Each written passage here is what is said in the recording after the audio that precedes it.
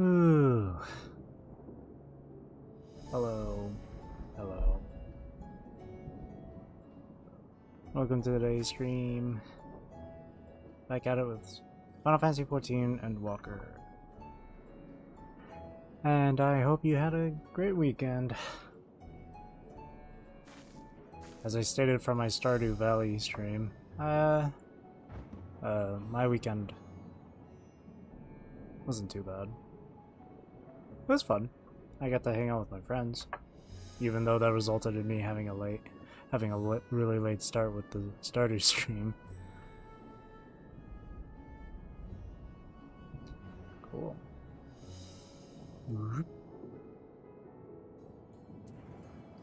Rightio.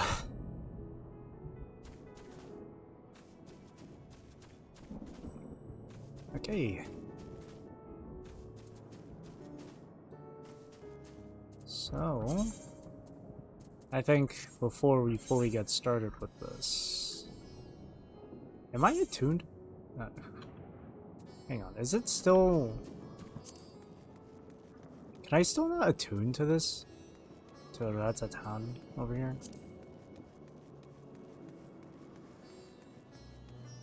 I forgot if I checked before I the last time I played. I don't think I'm still able to attune to it.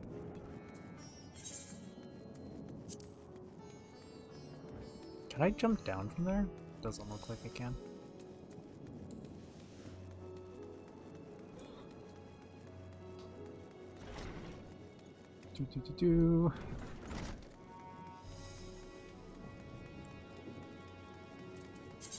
Current MSQ level 85. So I'm guessing I'm like, that's a really cool sword. I'm guessing, oh, I can now. Nice. Perfect. I'm guessing since the main quest here is level 85, I'm guessing that I'm halfway through the story? That's my guess. Just based on the level.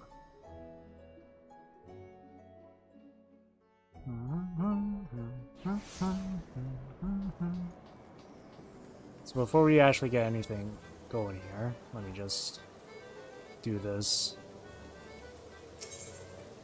Let's see if we can get jackpot again. It's Final Fantasy, a game I know nothing about. Hi Nico, nice to see you again. No jackpot. Nice music though. Yeah, Final Fantasy has some really nice music.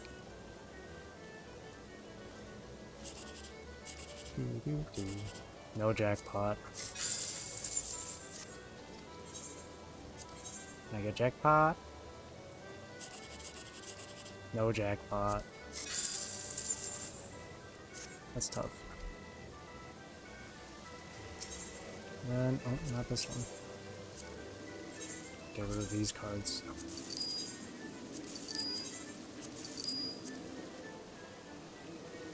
Alright. Back at the task at hand. No cash from the gambles. It's only the lottery I'm doing.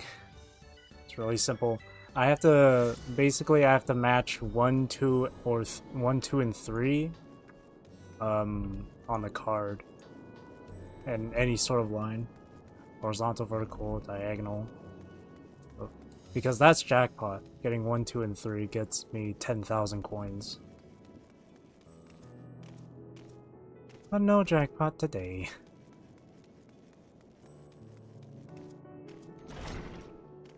Alrighty. Let's get started with the story here. All you need to know with Final Fantasy, at least from what I know, is that it's always the main character with a group of other, like, fighters, like these guys here. And it's usually comprised of, like, healers, attackers, tanks, stuff like that, mages. It's a very RPG. Very RPG. World's End. Greetings, honored scions of the 7th Dawn. I have a message from His Excellency the Satrap. Brave scions, you have my gratitude for aiding my people in this most trying of times. Alas, matters here at Megaduta prevent me from meeting you all in person. As a token of mine appreciation, I have arranged for a feast to be held in your honor. May it nourish you in preparation for the trials ahead. Cool. Such are the words of Master Vitra. The feast he speaks of awaits you at Merides Mahane. Pray you make your way there whenever your business here is done. I will now transform into a tank. You just start playing this game, all of a sudden you come in as a literal, like, military tank. We thank you for your kindness indeed. Indeed, I was hoping we might find a place to discuss our next course of action, and that seems an ideal venue. Nod. Ah, and to you, Rose Higana. There is someone we had hoped to introduce to you in particular. While I am loath to detain you further, might you spare a moment of your time? Personal invitation. Knowing full well your services are in the highest demand right now? This must be important. Worry not, I'll save some food for you, so take all the time you need. Now you're probably wondering why my character is a female. Truth be told, at the very beginning, when I first started playing this game, my character was actually male. But as with a lot of other games, there's fashion involved. So when I was going through various the various Final Fantasy XIV websites and whatnot to see what sort of fashion looks the best on my male character, I couldn't find anything good. But then when I saw like fashions on female characters, like that looks way better. So I made my character have a gender change. I should be able to fit into most doors. Stairs may be a bit too steep though. Yeah, stairs might be the biggest challenge of all. Going down them might be okay. Going up them though, ooh, I don't know. Female avatars generally get better armor. The thing is though, like a lot of the armor is kind of like similar. It's really just the body shape of the characters. Like this armor, this NPC is wearing, I'm pretty sure I can wear that on my character as well. Of course, she's a lot slimmer, so it's gonna look slimmer. Thank you, friend. Whenever you are ready, please join me in the XIV Plaza. I shall go on ahead.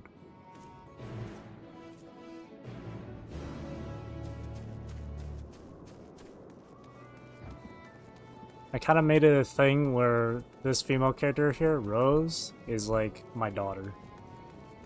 In a sense, so really, I mean, when you really think about it, it does make sense. I created her after all.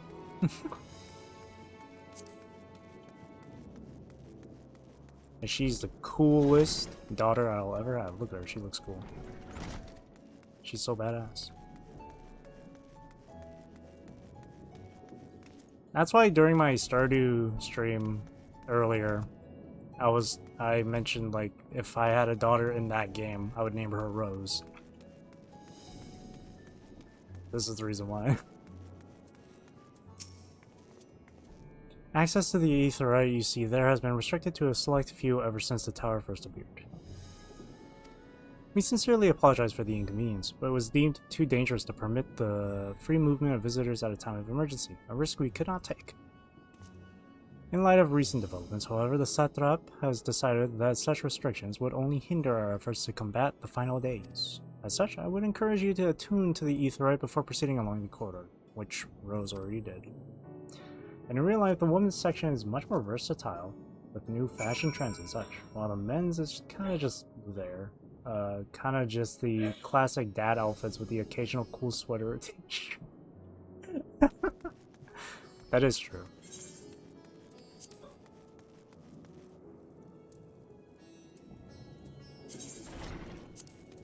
I remember once being at the mall with my friend, looking for like or wanting to buy t-shirts on Bleach, the anime series, or anime manga series, Bleach. I wanted to buy those, and there was also something else I wanted to get. And we looked through various different clothing stores, and each of them didn't have it, even though I didn't have it for the men's side, but they always had it for females. I was like, man. And I looked at my friend. I was like, how come females get the nicest clothing? What happened to the guys?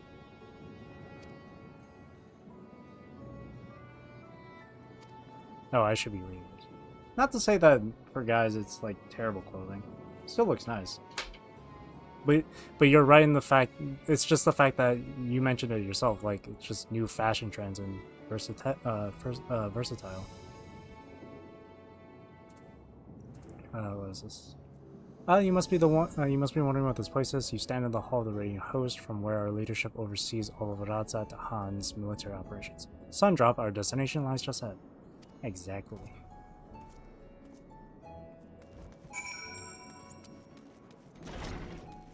Here we are.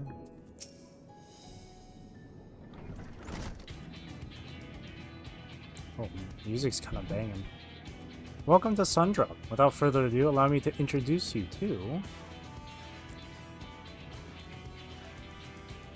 Oh ho! So you're the famous Rose Hikana, huh? I knew it the moment you stepped through the door. You've the look of one who's walked through hell. Shirabat, please. You are speaking to the Satrap's honored guest and a savior of our people. Can you not show a modicum of respect? What disrespect is there in paying a fellow warrior a compliment? We're all friends here, or will be soon enough. More formally, then, for the benefit of my countryman, it is a pleasure to have you with us, O great champion of Eorzea, scion of the 7th Dawn, warrior of light, and all-round good egg, I'm sure. I like that last part. All-round good egg. This talk of eggs reminded me I'm late for dinner. Who are you?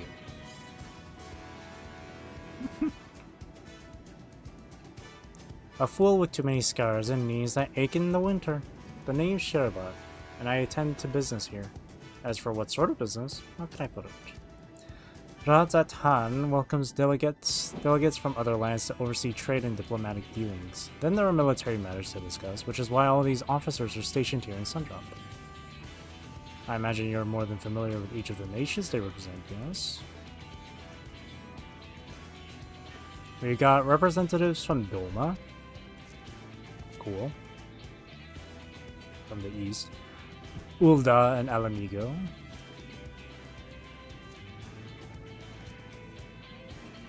Limsa Laminsa. Ahoy. Gridania. And last but never let it be said least, Ishgard. They're the eyes, ears, and mouths that bridge the distance between Razat Han and their respective homelands. Cool. We've used this brief respite to share the details of our plight with our overseas counterparts. And wouldn't you know it, all of their leaders requested a few words from you specifically. You're a woman in high demand, eh? And so, would you mind regaling us with your own account? Indulge us before you indulge yourself. So much interesting armor. Yeah, this game has a lot of different styles.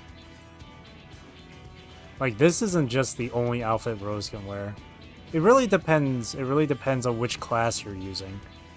Right now, Rose's her style is being samurai, so that's her samurai attire, or at least what I think looks nice on her in terms of my own preference of fashion. I thank you for the report. The conditions under which men are turned to beasts, the etheric anomalies you have observed, you have given us much to consider. It really makes me think about the practicality of the armor in these kinds of games. They are nice though, for sure. I mean, it kind of works for Rose here. It's nice and lightweight. Realistically. As a samurai, she can be pretty nimble with it. It is concerning that the first transformation apparently occurred before the skies turned red. 'Tis contrary to what one would expect. Nod. Thankfully, the information you conveyed to Lucia upon your return from the moon has already proved invaluable. Oh yeah, I forgot we went to the moon. As soon as reports of the calamity here in Thavnir reached the Grand Company of Eorzea and our Far Eastern allies, our leaders knew at once that the final days were indeed upon us and began taking steps to assess the extent of the phenomenon's spread. Our agents were able to confirm that, for the time being, the skies burn only over the Bounty, including this island in Corvus. Very lightweight and aerodynamic. Yep. And it looks really good. Alas, that is of little concern. Comfort. Aye. All throughout allied lands, there have been reports of people transforming into hideous beasts. From what little we have learned, these incidents are similar in nature to that involving the merchant Khazal. As was the case here, the victims underwent the change prior to the heavens being set ablaze. And so, while the burning skies have yet to manifest beyond the bounty, the transformations do not appear to be subject to any similar restriction. If anyone anywhere overcome by despair can turn, then nowhere is safe. Despair. That's about the size of it. Speaking of which, we ought to give these creatures a name, don't you think? Here at Radz-at-Han, we've taken to calling the first to change, which tend to be the biggest, blasphemies. I mean, I'm good with calling them blasphemies. As fitting a name as any. Yep. To ensure clarity in future communications, we shall urge our comrades to adopt this terminology. Our leaders have taken measures to deal with the threat to the best of our abilities.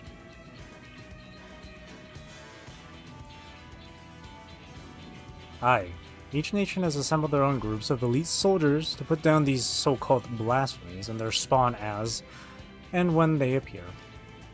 At the same time, they are doing all in their power to put the people's minds at ease, but prevent panic and fear from spreading. That said, brave souls with the strength and fortitude to fell these terrible fiends are not easily found. Hallelujah. Hey, Black Imagination. It's been a pretty long time since I've seen you. I'm guessing you've been pretty busy. Just so, and it is for that very reason that we turn to you. Pray lend us your strength and help us slay the blasphemies that plague our homelands.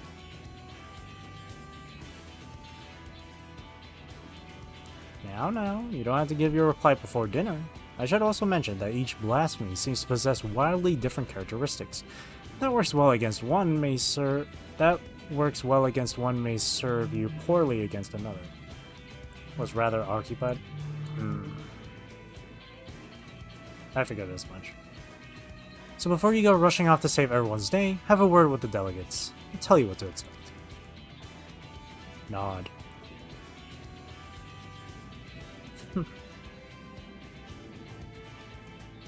And with that, I do believe our friend here has a feast to attend. Spare a thought for us while you're tucking into all that fine cuisine, eh? Final Fantasy is not a game I am particularly interested in. That's fair. Oh. Oh, interesting.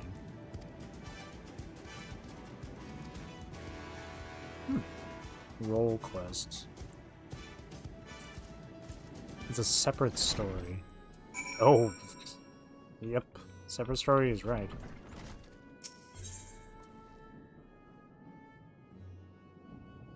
Am I supposed to be... Oh, I'm guessing I have to be a tank or DPS for this one? I shall chill here. That's fine. Rose, on behalf of Admiral... I thank you for your many deeds in service to Limsa Laminsa. We have received troubling tidings that beasts akin to those that plague Radz-at-Han have been sighted on the Lanosian coast. I forget how to pronounce these. The Admiral has mustered the Maelstrom in hopes of quelling the threat. Yet there is much we do not understand about our foe, and as such, your expertise in this arena would be a great boon to us. Will you help us? Wouldn't be much of a hero if I refused, would I? Excellent! The Admiral will be heartened to have your knowledge and martial prowess on our side, I am certain. Pray set sail for Limsa as soon as you are able. The Secretariat at Maelstrom Command will apprise you of the details upon your arrival. Well, I can do that later. But yeah, speaking of like, since we were on the topic of like armors and stuff, and I mentioned it depends on the class, because there are some armors that are kind of restricted to whatever class you're using. So like I said, this is Samurai. She's as. But if I want to go something like Ninja, where's Ninja? Really different. Or if I want to go Dark Knight, tank.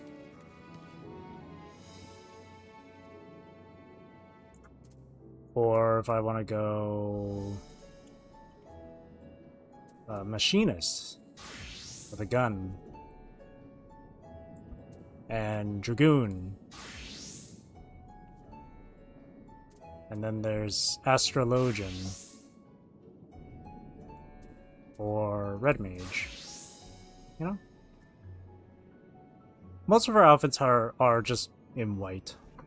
The ones that are in black, like Ninja, are because I can't change the color of the outfit. All these outfits are so cool. Yeah, it's one of the reasons why I like this game. You can look so you can make your character look so cool in this. Comes in many colors. Well, it's only just like black, white, gray. But yeah. And if you're someone that wants to stay super organized with your looks, you have a thing called Glamour Plates, which has like pre-saved looks.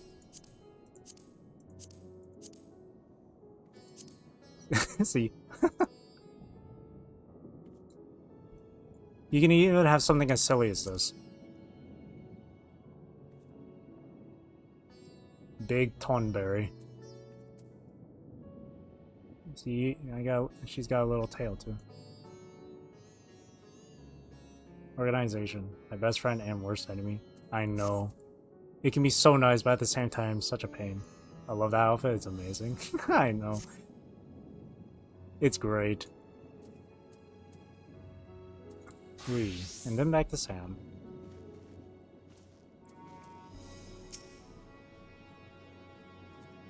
Oh, I still haven't done these yet. Shoot. Pray forgive Cher about her rudeness. She could be a bit boisterous at times, but it is simply her nature. Anyway, my apologies for keeping you from your hard-earned rest. You will be rejoining your companions, yes? Companions, yes? Do you know the way to the Mahane? Silliness is great. It's always great. You know, it's nice to have, like, a really cool, you know, outfit, edgy, serious, something graceful and elegant, whatever. But, you know, a little touch of goofy, wacky silliness doesn't hurt. I know, Razatan at the back of my hand. Glad to hear you're becoming familiar with our fair city. You'll be pleased to hear that all drinks are on the house. So order whatever suits your fancy. With that, I must return to my post. On behalf of all the Radiant host, I thank you and your friends once more for lending your strength and courage to Razatan in our time of need. We shall endeavor to fight the good fight to the end, that we might honor Ahewan's legacy and serve Master Vitra well. You have my word that your efforts will not be in vain. Yeah. What sort of outfit will I come up with? It kind of depends on what you would prefer in terms of role that you want to play in this game. Do you want to be a tank? Like, do you want to be tank? Like Dark Knight? Do you want to be a healer like Sage? Do you want to be melee DPS like Reaper?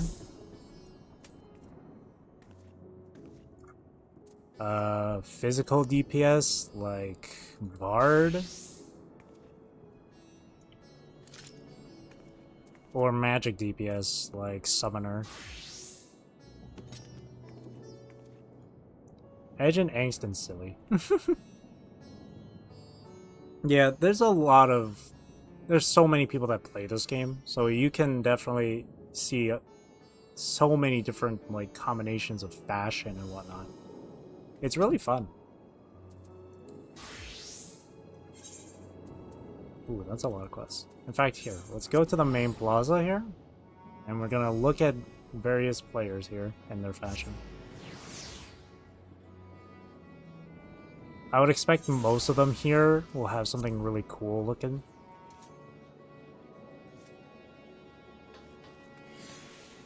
Big axe.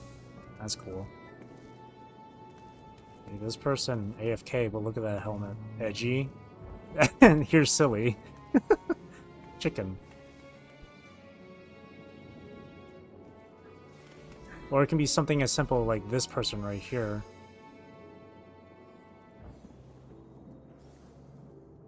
Or something that's both kind of silly, but also an outfit that isn't as silly.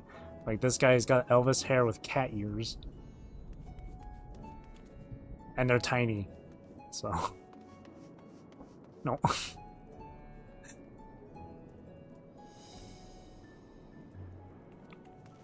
Something more elegant, like this person here. Like a lot more Eastern as a samurai. Or something more modern, like this guy over here.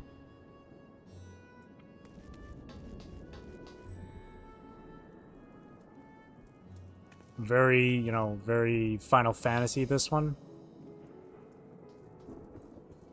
Or the person over there, a bunny girl.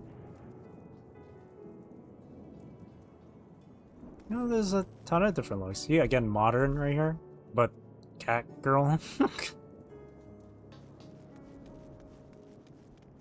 This guy has like a dragon helmet, which is really cool.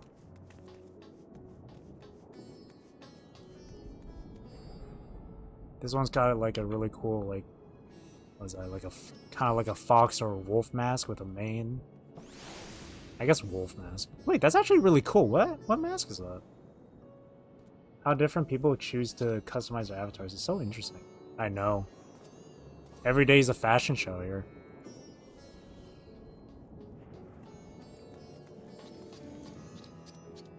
And again, like, a lot of people come in looking silly too. Like, I remember one time, I remember seeing like a big buff muscular guy. Like, he's very like very stocky, but he was wearing like a golden Speedo. First, my ideal weapon is either two-handed axe or spear/lance. Oh, okay, so it's either warrior who uses an axe, two-handed, or dragoon that uses a spear. I would probably go for very thick and chunky armor. I'm not sure. I don't have anything that's thick and chunky for this. I guess for maybe warrior if I...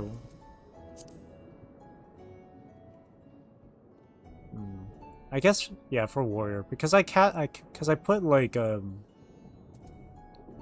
put like different looks on top of it to change it, because this isn't normally how the armor looks. It would have me falling on the floor if I saw a giant wearing a golden Speedo. It was amazing. It was fantastic. And another funny thing to add to that is that in this game you can also have titles. Like above my character's name it says Witness to the Dark Apocalypse. But you can also have a title below the name. And the person with the golden Speedo was like, it had their name, and then below it was their title saying "of the holy body." You are playing a female character, so. But when you say chunky armor, like, I guess, is there a way to change? How do I fix this? Oh, I can remove. That's fine. So you can like do something like this. Hang on.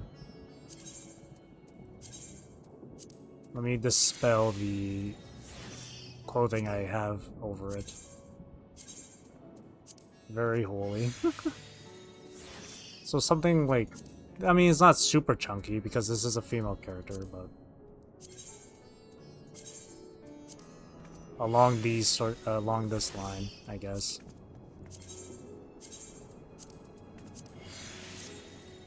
So along these lines as chunky. Again, female character, slim torso, but it's along this line. Which is another thing I should mention. Like, if there's an armor set that you don't particularly like the look of, say for this example, you can go to this option. There's an option here that says cast glamour, which allows you to take any other like armor piece and then apply that appearance to this one. Yeah, that, but with a male character. Gotcha. If you want chunky female armor, you can always play Dark Souls. True. You can go a female character and put on like frickin' Havel's armor or Sigurd's armor or Sigurd? I forget his. I don't know which one of the Siegs. The Onion Man. You can go that.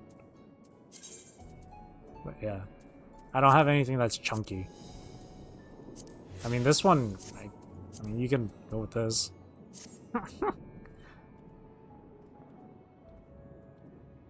It's not chunky, but I mean, the head is chunky.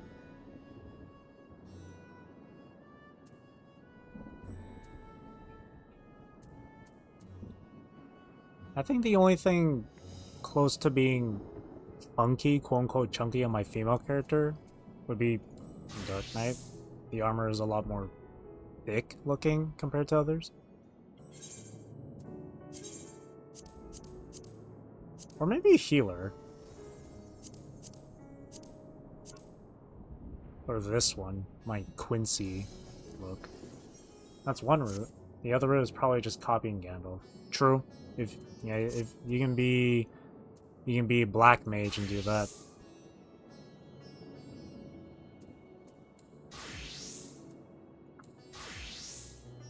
Alrighty. I think I haven't done these at all. I should probably do these. Okay, I'm gonna have to do these.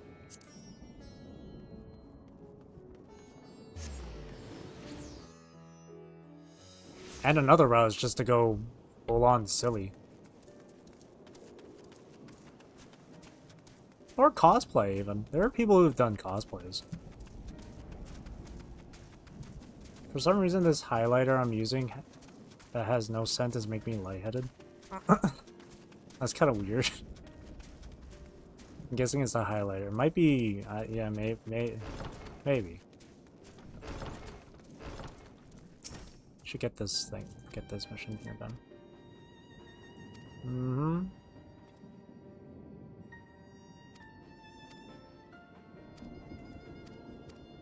This isn't super important to the main story.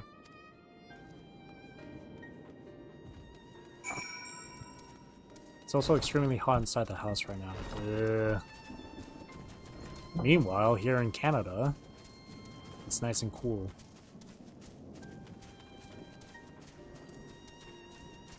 Again, heat, terrible. You know, considering that this is level 80, I can probably, I can switch to a different class to do this. Level 80, hey?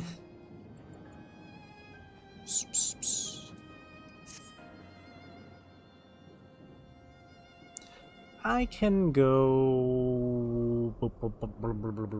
I want to move to Canada so bad. I plan to with one of my friends when I'm able. Oh, really? That's a pretty big step to moving. Well, wherever you go to in Canada, I hope you enjoy it. It is gonna be really cold in the winter, so you know. If you imagine moving to Canada during the winter and you're not bundled up enough, it's gonna be hell. America is just descending into the trash can, so I'm gonna try and head upwards. Oh no. You know what? Let's play. You know, since Black Imagination mentioned they would like to use a spear / lance, we'll go Dragoon. If I remember, wait. If I can remember how to do the rotation. Yeah. And Kana. Ooh, cool.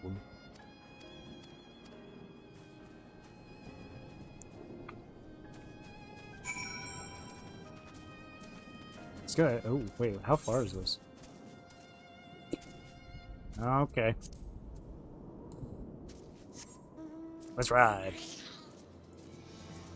Too bad we can't fly yet. I'll probably visit some friends on the way up, so I might end up in a colder state. Hmm.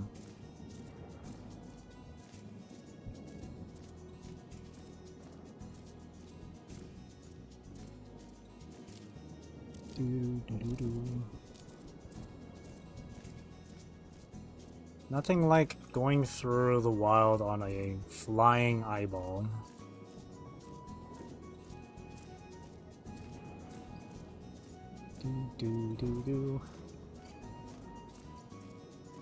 Oh, someone's fighting over there. Oh, it's a black mage, and they can fly. I'm kind of I'm jealous now. Shit. I really should get these. You know, I really should get the ability to fly in this place.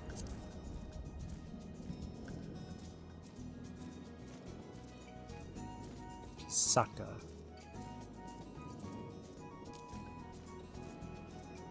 This is gonna be a long trek. Floating eyeball is the best transportation. What about a car? Need a flying license or something? At the music. Basically, in order to fly, you have to collect these ether currents that are scattered around the map of the place you're in. There's only 3 more I have to find, and then I'll be able to fly around.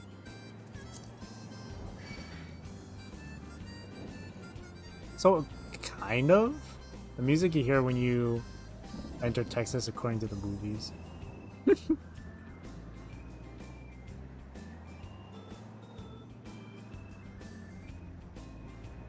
Yeah, this mount I'm using, this car is from Final Fantasy 15. They've had like 2 collabs in this game with 15, and this was one of the rewards. It's well worth it. Just have this car.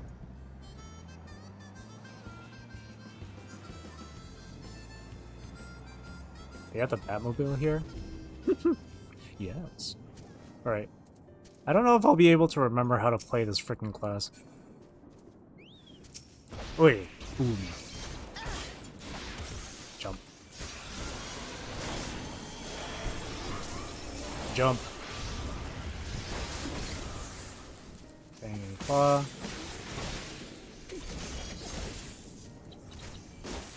Okay, there we go. Hang on, I have to read these again. Okay, so this gives me more damage. This one damages over time. Okay. This is why here on a daily basis, just go outside and I'm magically transported to the desert.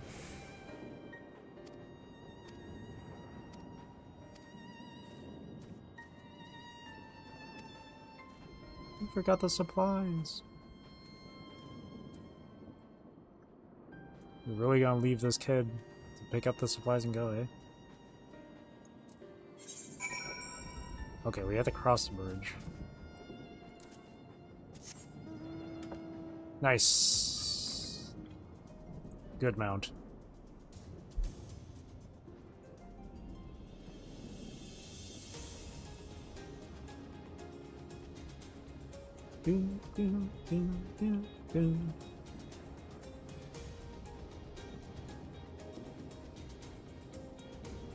I guess I can do this one some other time. This one I'll get done.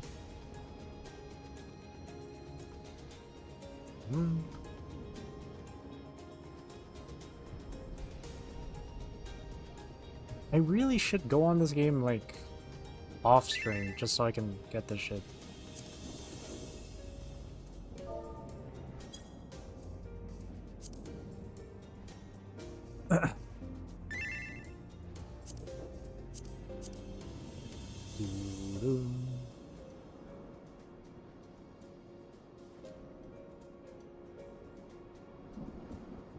Big bridge. Brother, I'm scared. Don't worry, we'll get out of this. Who's talking? Is it down there?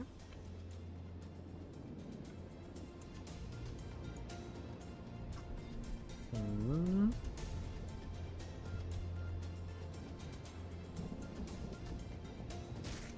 Ouch. Oh. Oh, yeah, they were talking over there.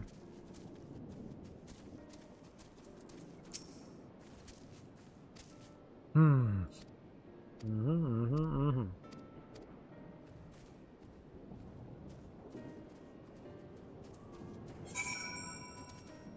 Where's that bag of raw? Is that Palaka's stand? Oh, we can just teleport there then.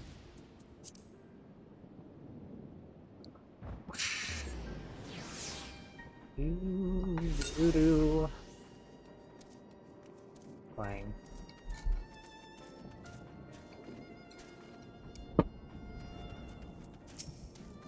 Delicious water. Alrighty. Is that it?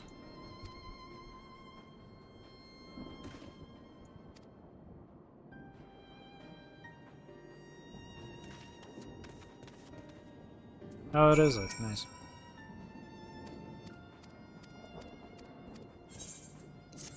Boom, boom, boom, boom, boom. Okay. Now let's just continue on with the main. Which is level 85. Which means I'm not going to be able to play as Dragoon here. Since Dragoon here is level 80. So much for showcasing those.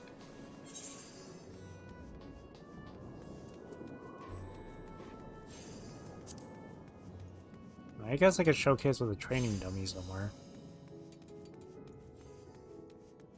All you need to know is just this class just has a lot of jumping and diving. Whoosh. And dragons. A lot of dragon involvement.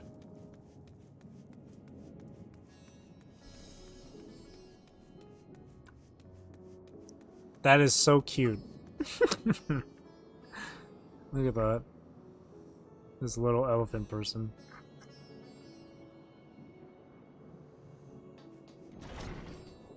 Oh, maybe going here. Little elephant. The elephant is indeed little. Welcome. When the Satrap asked us to entertain a party of honored guests, I was wondering who it might be. This is a lovely surprise, to say the least. By the way, I heard all about XIV from your friend Grahatia. I understand there was nothing that could be done, but I was heartened to hear he meant us no harm. I cannot thank you enough for dispatching the beasts. As the smallest token of our thanks, your food and drink tonight are Meraide's treat. Speaking of which, what shall I start you off with? Oh wow. Ooh, chai would be nice. Very little. Indeed, very little. As you wish. Pray join your friends, and I will bring you your drink. There's like, 5 different races in this game. First is human, or in this game it's called Hewer, but human is one of them. This girl right here, this NPC over there, right here, is an Aura. Like, they got like dragon attributes, like horns and tails. You got the ones with like the cat, fox, dog ears, like Grahatia over here. And Yishtola over here. And then you got Elf, like Estinian here. And these and the twins here. And then the little one you saw is called and the little elephant we saw, that race is called Lalafell. And then there's the one with the bunny ears, and then there's one where it's like a complete like humanoid animal. If I ever played a game like this, I would be as large as you can make a character, then put it in cat ears and a tail. I don't know if I'll be able to spot that character in the plaza. There's... I think there's 2 more races you haven't seen yet. So there's the bunny one. And there's the little ones right here, Lalafels. That's so cute. It looks like they're wearing a raincoat.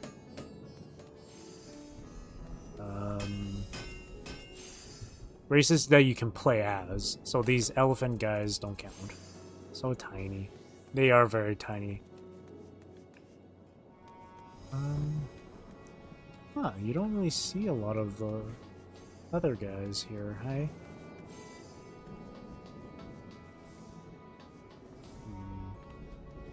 A lot of... It kind of throws me off seeing facial hair on a bunny man like that. Maybe I can find like an NPC. Nope. Nope. Nope. Is there an NPC? Oh wait, no, we met one earlier in that one cutscene.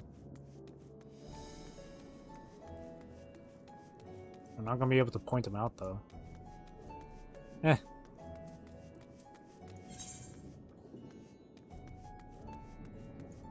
Let's see.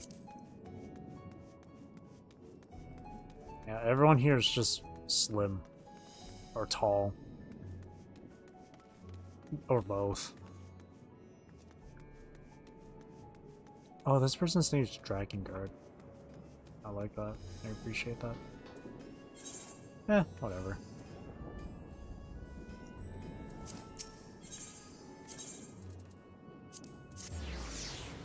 I'm sure we'll see one again in a cutscene. Oh, this is another race. Yeah, that's another one. They're like big, bulky people. Still very cool. And this person is like someone who's... this person's race is someone who's big and bulky. The women are like... Think of like She-Hulk and Hulk. It's kind of like that.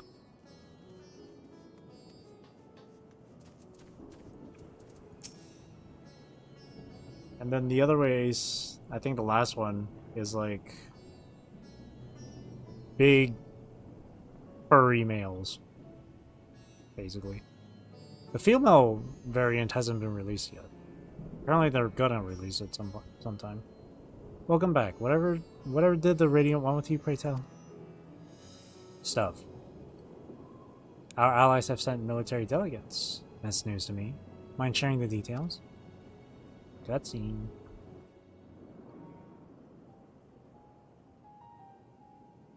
That makes sense for character design for most games. So blasphemies now plague all the realm. Yep. It will only get worse if what Father said is true. As it did in Amarot. If that's our model, then shouldn't we expect the effects to grow more severe as it feeds off its own spread? As if people transforming into those monstrosities wasn't bad enough. If the flora and fauna, if the land itself turned against us. No one would survive.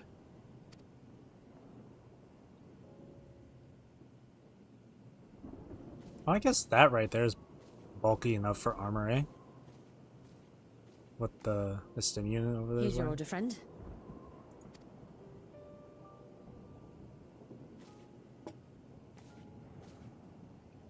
Good old chai. May you find comfort in these dark times.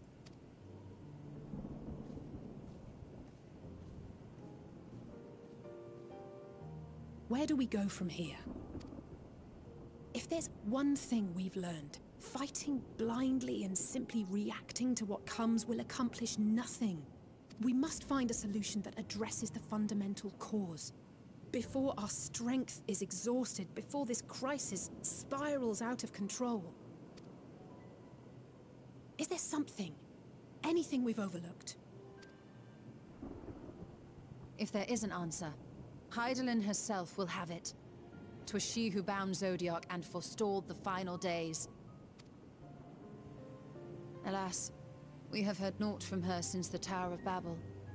Whether she cannot or will not speak, I can only speculate. Even the flower she gave us is no more.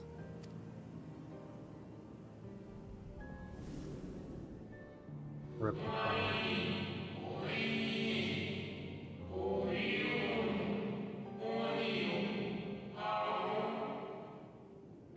In our time, we called it Elpis. You would do well to remember the name. Anytime that voice comes up. So advised the Watcher. But what could be the significance of that name? It is entirely unfamiliar to me.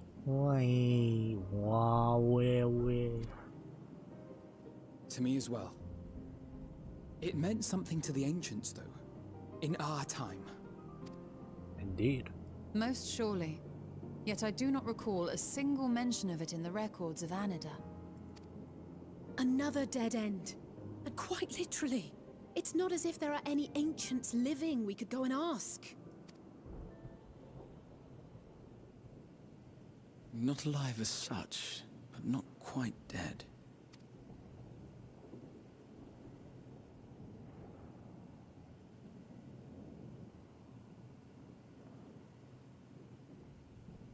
Elidibus. I sealed him in the White Horusite of the Crystal Tower back on the first. That's true. Contained within that reservoir of ether that maintains it, ether that is returned little by little to the sea. Naught may remain of his soul. However, if part of it lingers, we might be able to speak with him there. I know we can no longer make that journey, but you, my friend, still can.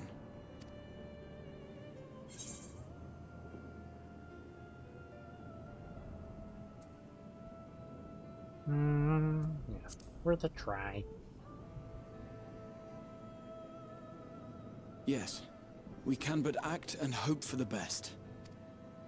If nothing else, should we learn the first is safe, we'll have that much more reason to keep fighting the good fight. That said, the odds are not in our favor, to say the least.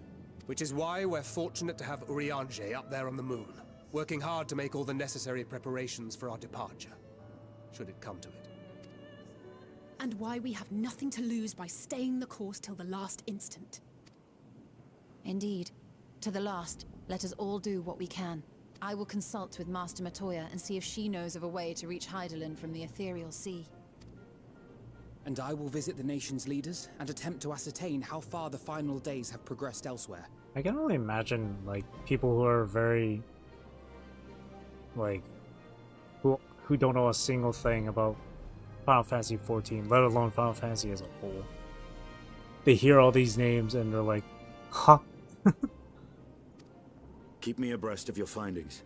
I can seek out and slay the worst of the immediate threats, if only to slow the spread. Unease, terror, despair. Try as we might to suppress them, these emotions will return to harry us time and time again. But when they do, remember this. Your friends and loved ones are out there somewhere, sharing in your struggle. You are not alone.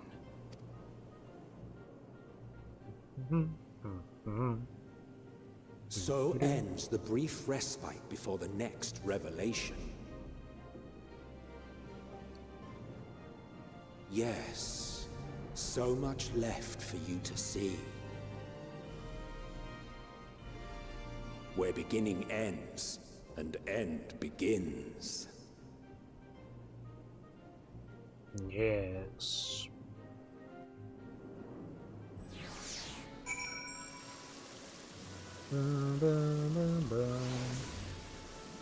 Oh yeah, I have to go back to Samurai. Now then, is there anything we've forgotten to mention? Are your arms and armor in good order? She's ready. In that case, it's time we each attended to our tasks, and when you arrive on the first, give my regards to Reen. Reen? Tell her I miss her. Oh, ain't that just gosh darn precious. There's something in my mail. Sprint. I think it's like one of those like subscription rewards. Hang on. I couldn't see the height difference very well in the cutscene. Some of those people are really short. I think only 2 of them are pretty short in our group. In the group. Actually, no, there's 3 of them. The third person isn't with us at the moment. They're somewhere else. Couldn't be me. 5'4". Koopa ho ho. Ooh, I got an outfit. Oh, this is... What's his face? From... 8. Final Fantasy 8. Forget his name. What was his name?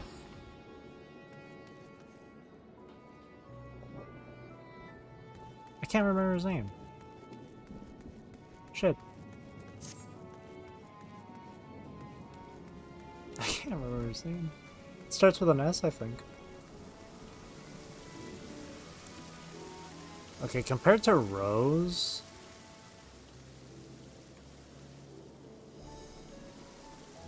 Okay, there's like only 2 people here that's taller than Rose.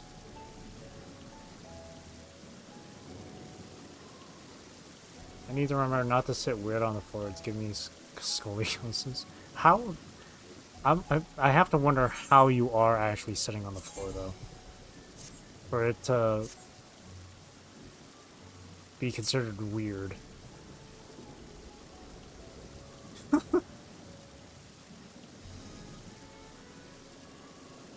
Because I can't think of a way you would be sitting weird on the floor.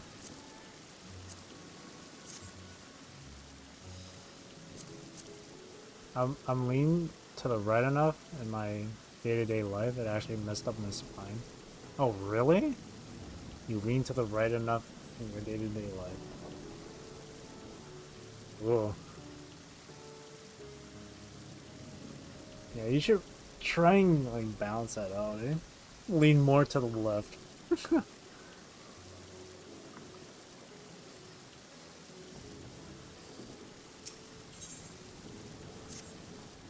Take this rose, my spirit vessel.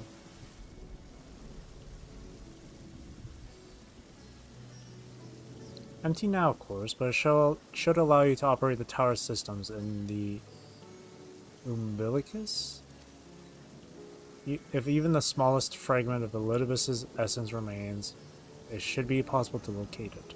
I'm trying to straighten it out now by setting less leaned, but that's kind of difficult. Oh, I see.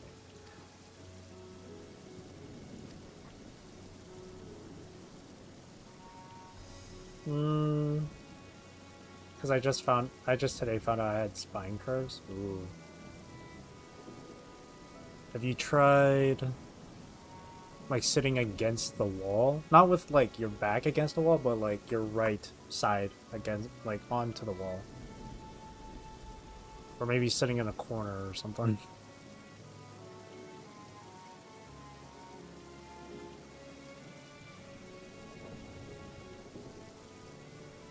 I don't know if that would actually help in straightening it out, though. Should she or anyone else ask for me, tell them. I am living my life to the fullest, that I am happy, hardships and all. Oh, I didn't read this part. As for the access to the umbilicus, pray seek out Lena. Chances are she still stands watch. Okay. I could do that. Thing is, basically all the corners of my room are blocked off with stuff. Oh, that's rough. I wonder. Like storage or a bed or a guitar I can't play. Well, we had best be on our respective ways. God's willing, we will see each other again ere long. I wonder what would be a good solution for that then.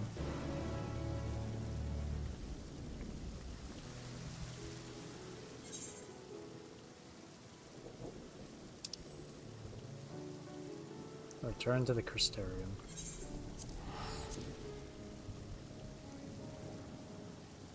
What would be a good solution then?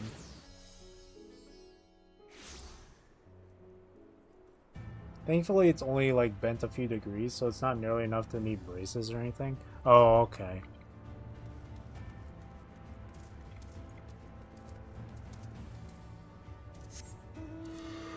Well, it's better to get that sorted out sooner than later.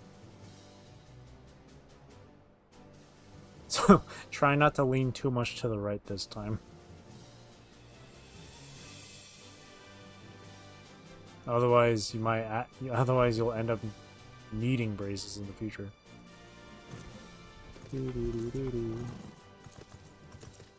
It just has to be washed currently. Oh.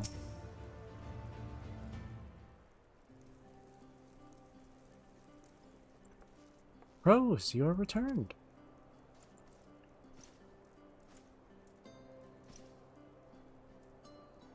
Have you been well, you and the others? We've no shortage of troubles. We're well enough.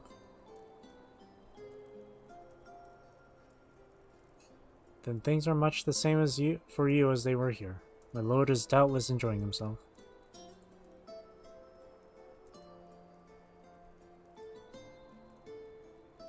He said this to you? These exact words? Oh, to know that he is happy. It fills my heart with joy. Thank you, Rose, for taking care of him. When next you see him, please tell him not to overexert himself. Futile request though it is. You need over 20 degrees of curvature to need braces, so I shouldn't have any problems for a while if I remember this way. Okay. Hopefully it doesn't go... Hopefully you don't go too overboard. Oh, so...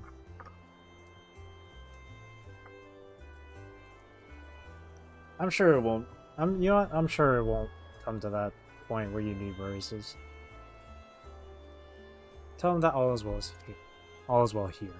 The peace you gifted us continues, and we work hard to build new lives for ourselves. In the course of this, we occasionally bicker, but we've never been more optimistic for the morrow. If I had to mention one dilemma, it would be the question of our governance. Even as we speak, debate rages on over how we should run the city in the Exarch's absence. Most are of a mind that the Settlement Council should continue to oversee the general running of the Crystarium, while representatives are elected to determine policy and handle diplomacy.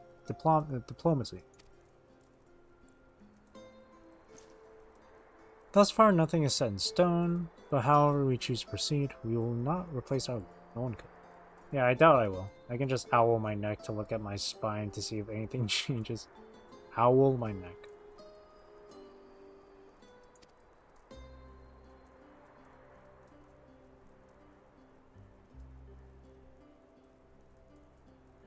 Yeah, just keep an eye on it. Turn my neck a full 180.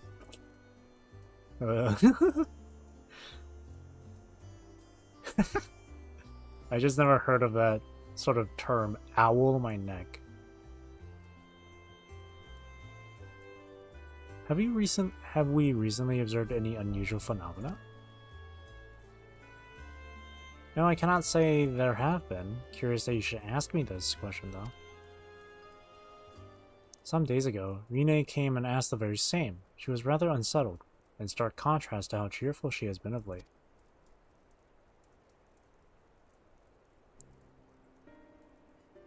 She and other Crystarian youths just hosted a festival, you see.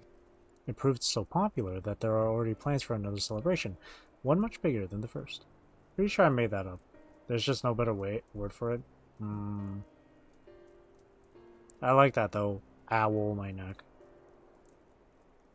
Or say like, go full on like Exorcist and just Between her preparations for the festival and the restoration of the empty, she struck me as happy and full of life. So when I saw her in a state of such worry, I couldn't help but feel worried in turn, especially since she wouldn't tell me what troubled her. I dare say she would be more willing to confide in you. May I ask you to broach the subject with her? Nod. Where is she? You wish to enter the umbilicus. Very well, I shall fetch the key at once, and take the opportunity to find Irene. Please wait for me in the city, in front of the Cabinet of Curiosity, shall we say. I will be along as soon as I can. I like that NPC's eyes, mainly because they're purple, and purple's my favorite color.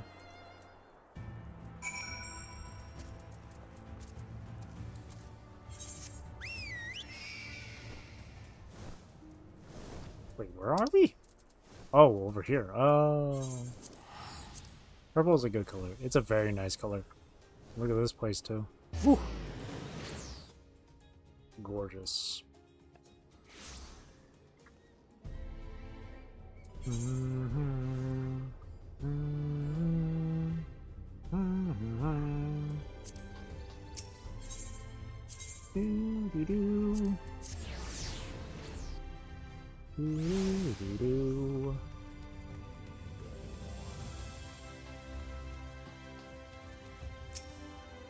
following event cannot be skipped.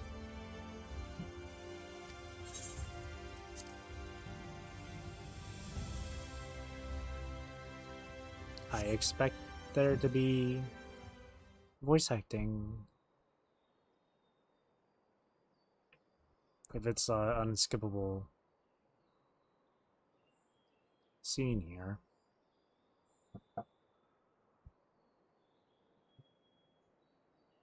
Nope, never mind. Do my old eyes deceive? Is that truly Rose? Oh my gosh! Beck Lug. Ha, it is! Full glad am I to see you hale and whole, my friend. What a wonderful surprise it is to have you back with us, and at this most opportune time. In case you haven't heard, we are planning to produce a tome chronicling events. A tome chronicling events from the Flood to the Knight's Return. For this project, we intend to draw upon records kept by the world's peoples. Historical and contemporary first-hand accounts will be the centerpiece of the tome, but yours would be the one to crown them all. I've been asked to contribute a chapter on the soul, a subject that is key to understanding much of your endeavors. I just realized how I cause more problems for myself. When I lay on my side, I usually put my top hip forward and my torso back at the opposite direction. Top hip forward. I'm trying to like envision how that would look. When I lay on my side, put my top hip forward, my torso back.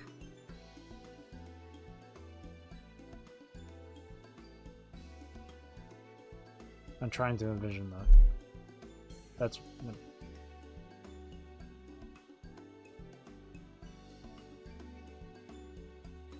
So my leg I'm not lying on goes in front of me? Oh. Oh, I see. And my back shoulder I'm laying on goes behind me. Oh, I see what you mean. Ugh.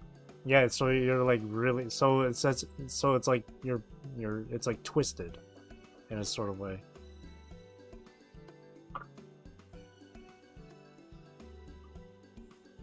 Okay, I see. That sounds so uncomfortable. I'm twisting myself.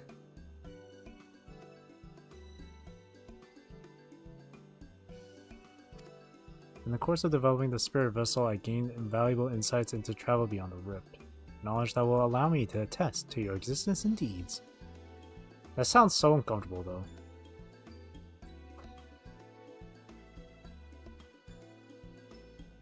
Like where your shoulder that you're lying on is like behind, while the leg that you're not lying on is in front. It sounds so... Like if I were to try that on my own bed or something, that'd be so weird. It's more comfortable than laying like a stick flat on my bed, on my side. I guess, no, yeah, that's understandable if it's on your bed. Because the bed is just comfy overall.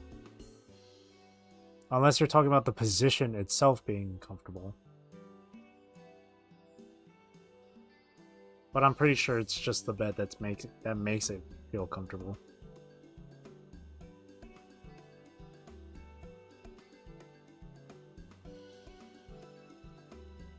like a stick flat on my side.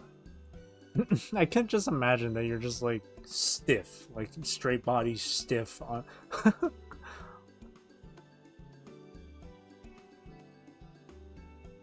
position itself is pretty comfortable. Is it now? Huh. It doesn't sound comfortable. I stood up sheet of plywood. Pretty much, yeah. You're planking on the side. There's no end to the questions I would ask you, but if you could indulge me just for one for now. I guess I'm used to too far how often I lay on the floor. That's fair. In your quest to restore the night, you faced many a formidable foe. Among them, who offered you the greatest struggle? Gosh, how am I supposed to... Wait, let me try and remember this. Titania, the fairy one, Vothry. Who the fuck was Vothry again? Hades? No, Hades wasn't tough. Hades was really cool though. Do it. Words aren't wording today. I know that feeling. Don't worry about it. We all have our words being... We all have our moments where words fumble about. I have it almost every day. At least on stream. Vothry? Hang on. I need to search up who Vothry was again. The name is familiar, I just can't think of the thing.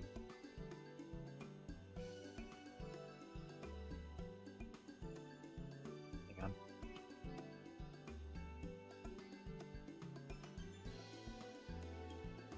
Friend texted me on Discord, wait. Okay. I have the sudden urge to move things around in my room. Organization. Best friend and worst enemy. Unless moving it around in terms of trying to make things more comfortable for yourself. Who was Vothry?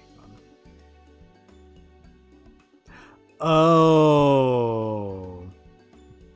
fat man turned handsome Vothry. Right.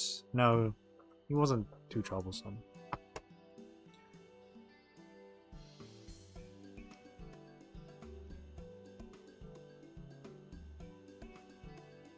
Exactly. Yeah, sometimes certain objects in your room just don't feel right where they are, so you just want to move them.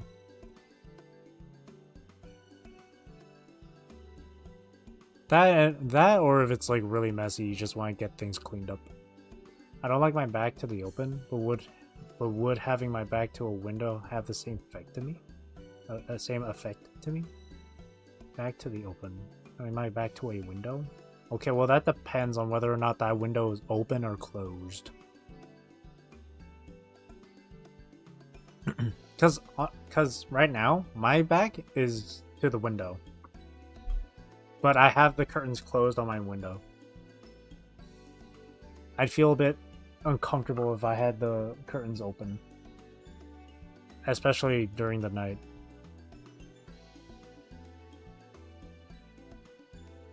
Who gave me the most trouble?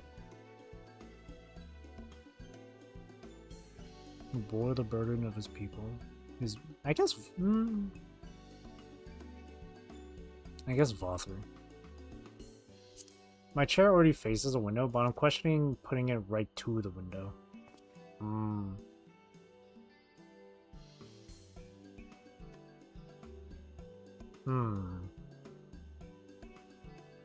Again, I guess it kind of depends. Like if you have your like curtains or blinds open, or I guess your curtains separated and then your blinds like up, do you want the sun hitting your back all the time? Do you want to feel the sun's heat on your back? Though having the window open and then like a nice breeze blows in, that'd be really nice.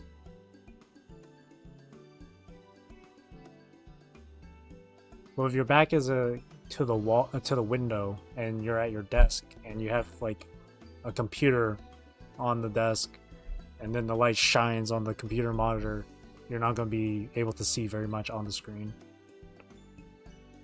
But then again, you could always just close the blinds or curtains, whatever you're using. Oh yes, Lord Vothri, former leader of Yulmore and the final Light Warden you cast down. Building his paradise on Mount Gulg, he proclaimed his existence immaculate and took the name Innocence. I'd have more room between my bed and the dresser if I moved my desk, but the desk might block my access to where I put my nightlight. Yeah, true. I really gotta weigh the pros and cons. Yeah, really think it through. Consider any sort of variable.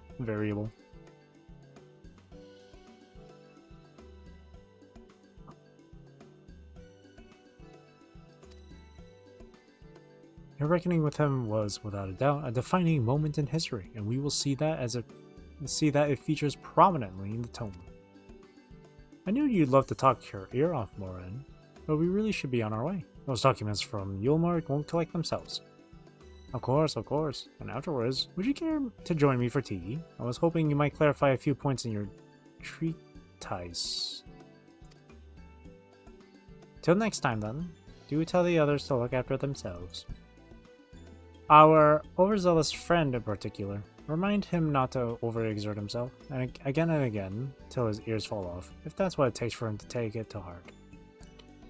I think with how the length of my desk is, I will only have a few inches to scoot by to the outlet. For your nightlight, huh?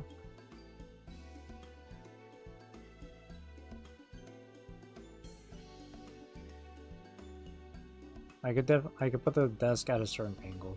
Ooh. That should give you enough room. My desk is kind of like that too, where like my desk is right next to my bed, where I could easily just get up from my chair and then sit down on my bed super easily. But there's like a small bit of space in between the bed and desk where I have to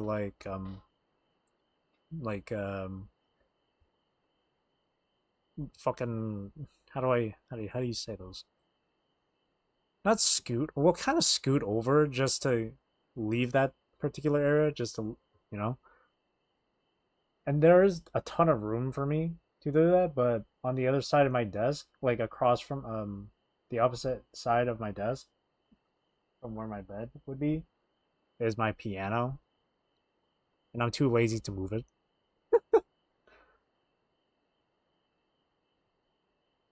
Just so I could have more space.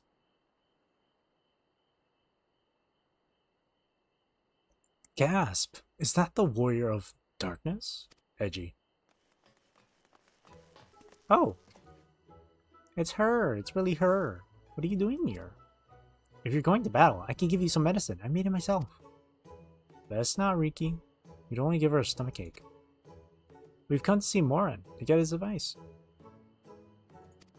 One of the guard finally agreed to teach us how to fight, but first we need to choose a fighting style. While I know that I want to be a mage, Arkil isn't sure. Magic isn't really my thing, so I was thinking of taking up the axe, or the sword, or maybe the bow. They all seem alright, but it's hard to decide, so I thought I'd ask Morin. He knows about a lot of things.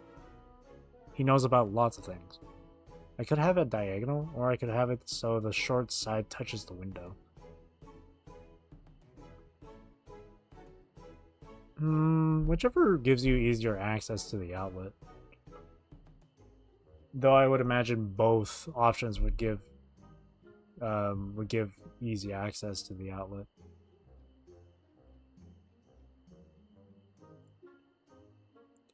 So if both options for your desk give you just enough room or easy access to the outlet, then whichever one, I guess it will fall down to whichever one looks better.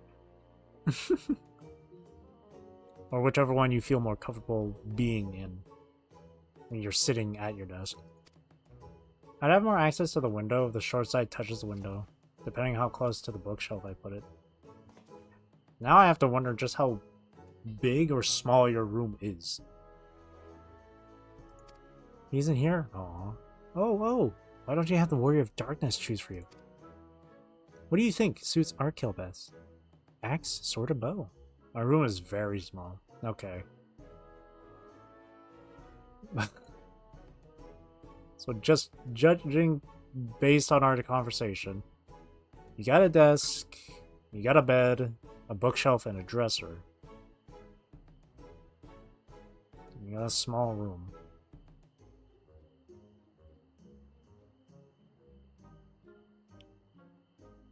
It's shaped like a squared off B.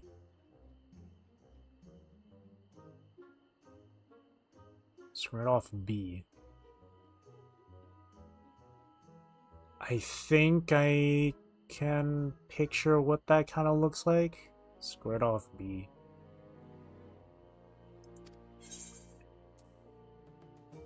And the stem of the B is where the door to the hallway is. Okay, yeah, I can imagine that easily then. Oh.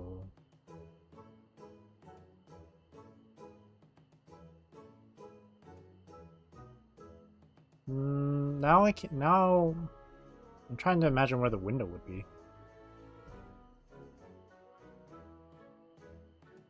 Like, is the window the first thing you see when you walk into the room, or is it on the side when you walk into the room? Top of the bubble is my closet, and the bottom is my bed with a small organizer. Okay. Okay.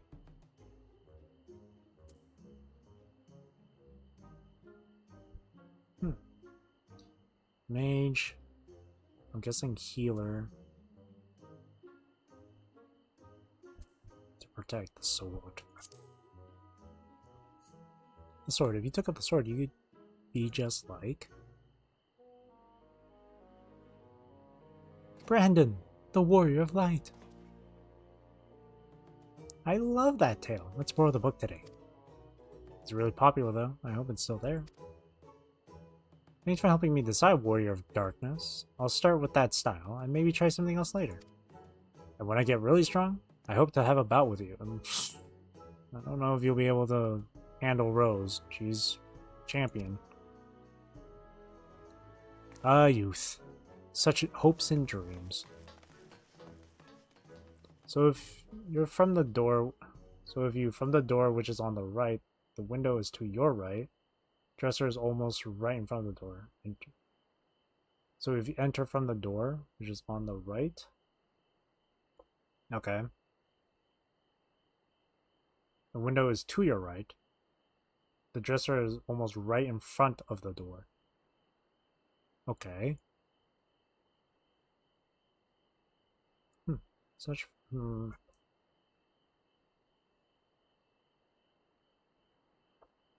you enter from the window is to your left. I can't spell direction.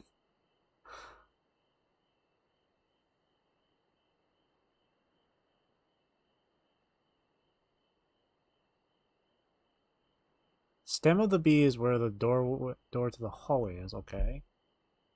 So that's where the door would be. The window is to your left. When you enter from the door.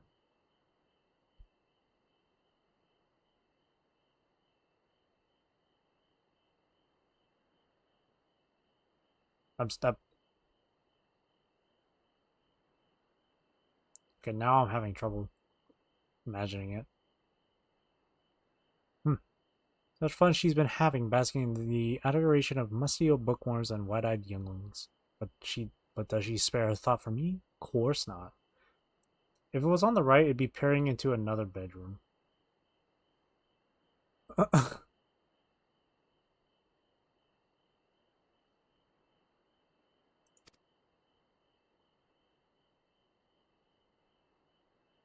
Okay, hang on. Now I just want to. Okay, hang on. Now that's just. Now it's just stuck in my head. Hang on. Okay, screw it. Hang on. Just a quick intermission from the game. Okay, hang on. So you said in a B, as a B, right? You said B, right? words. So is it like add a square? Okay, add a square. That's not a square. Come on, I picked the thing. Okay, square. Here's a square. Here, I'll do this just so people can still see that this is on the side here. Then a smaller square top left of that one. Yeah, good enough. Okay.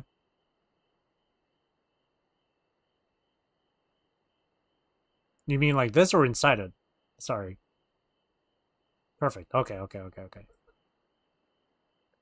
That is my bedroom. Okay.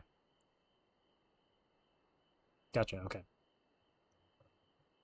So that's what it looks like top down. Okay.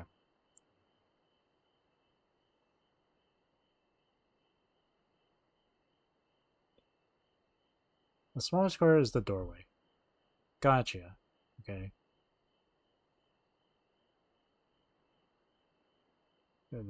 Yeah, okay. Smaller square is the doorway. You can keep explaining. I'll just go through this while you're explaining. I waited and waited, but she won't so much as acknowledge the presence of her beautiful branch, even though they're right here. Such a heartless thing our sapling is, cold and cruel and heartless. Oh, I know who this is.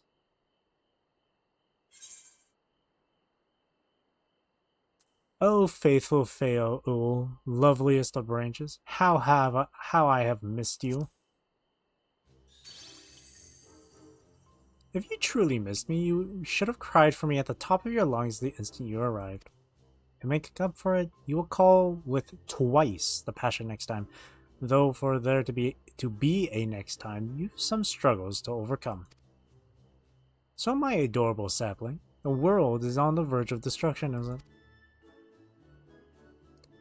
Hee hee. Heh. How do I know this? Joined as we are, spying on you is as simple as sliding down the back of a rainbow. And if you want to see the closet, add a slightly larger square than the doorway on the top right. Slightly larger square. Shapes. On the top right. Are we building a house? No, they're trying to explain their room situation. Okay, no, the conversation started with them having like their back kind of like just very slightly like, I don't know, slanted or twisted or whatever, I don't know. And then it led to like how to properly better the spine, which then led to room management or whatever, and then yeah, the hall of the doorway and the closet touch. Oh, I see. So it's like this, or no, it's like this as a closet, right? So it's not so much of a square than it is a rectangle. So it's more of a rectangle. I went from scoliosis to redecorating my room. Perfect. Okay, there you go. And as per usual, explain away while I go through this. Yeah, more rectangle. Okay. With that I could aid you in your quest, but the fate of we Fey folk is bound to that of the star. Whither it goes, so too do we follow, such is our way. The most I could do for you is spare you the pain by gifting you the sweetest of eternal dreams. But if escapes not to your liking, then you must struggle with your fellow mortals. Well, gee, thanks. Oh, but here are the ones you were waiting for. I wonder what manner of conclusion awaits at Tale's End.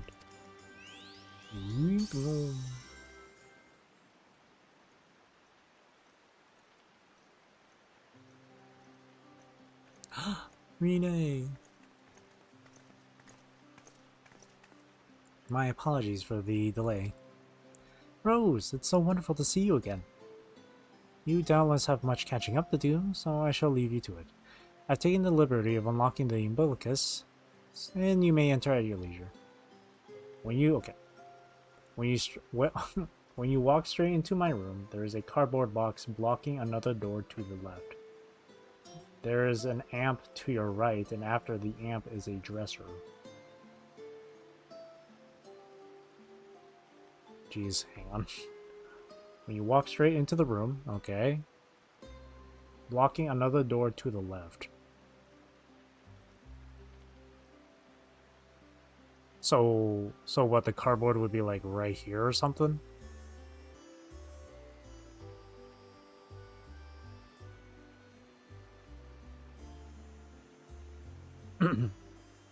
Top left corner is the box.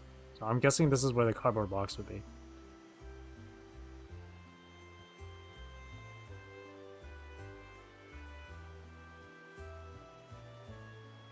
To the left. Oh, my bad, wait. To the left of when you end. Okay, so you mean directions, hang on.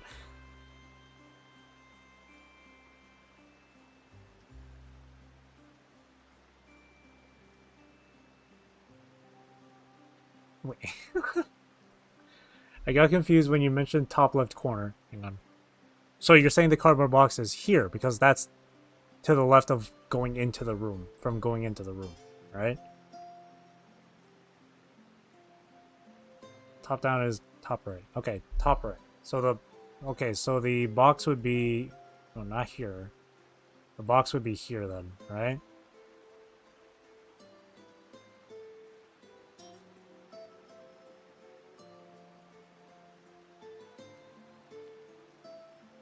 The box would be in the doorway?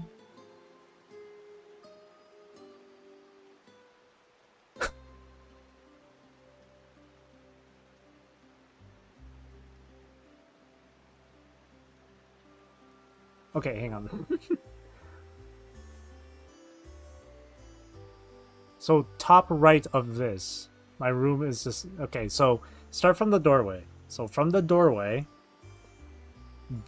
just directions based on this, alright? So the cardboard box you said was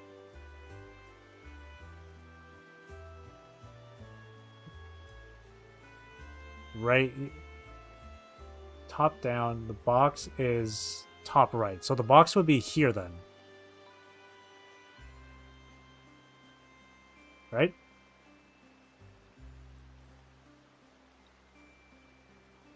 Okay, box is there.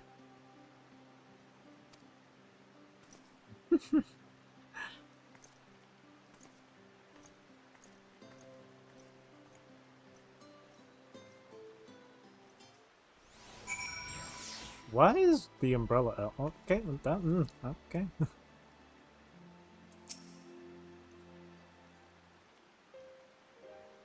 I'm relieved to hear that everyone is well. I've had this feeling like a pit in my stomach, and I was afraid that something might have happened. Maybe I'm overthinking things, but it's just that. I'm the Oracle of Light, but I've never spoken with Heidelin, never once heard her call. Even so, I've always had this feeling deep inside me, a connection to something immense. These past few days, though, that connection has wavered, as if that immense something was distant, then close, then distant again. Then where the first place you thought where the box was is my dresser plus amplifier. Is no longer doorway. Okay, so this is where the dresser would be then.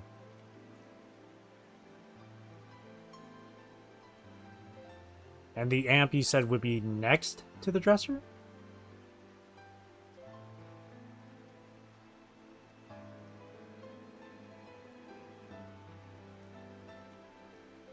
So this, so amp and then dresser. Oh, I see.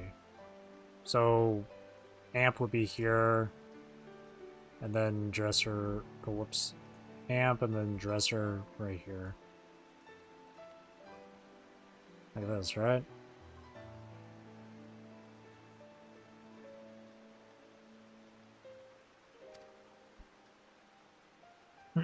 And then the other night, I was jolted awake by the feeling I had been completely severed. The amp is very small, so the dresser and amp touch. Hole. Naruhodo. Hang on. Amp is very small. Maybe. Here's the dresser. Sure. That's good enough. No! I didn't mean to click like that. Wanting some fresh air, I went to open the window, and to my horror, the sky was ablaze. Like during the star shower. Okay. But then I blinked, and everything was normal. The next day, no one said a thing. No one else had seen what I had seen. As far as I could tell, nothing was out of the ordinary. I began to wonder if it was a figment or of a half-remembered dream.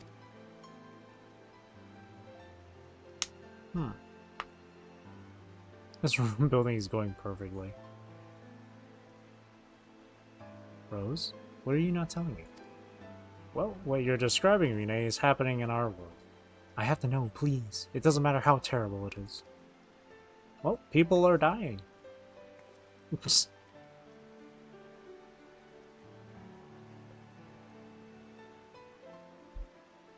Do do do do do.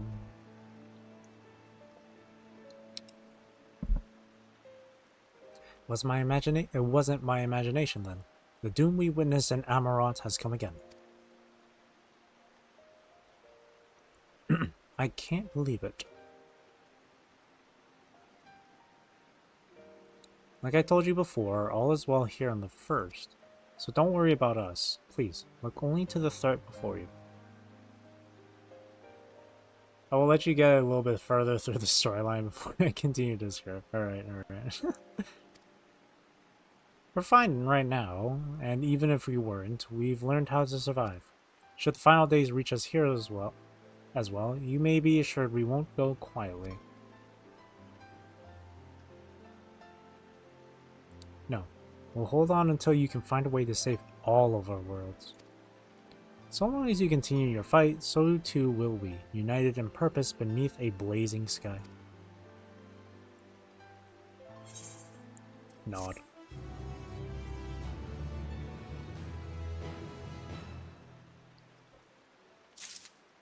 Oh, we got a piece of armor. Oh no, it's a weapon. No, it's better than my relic. Oh no. Oh, my relic, no. Sadness. There goes the relic. No. I will not allow that. Or wait, hang on, what? Really? Whatever. I guess I'll stick with this for the time being.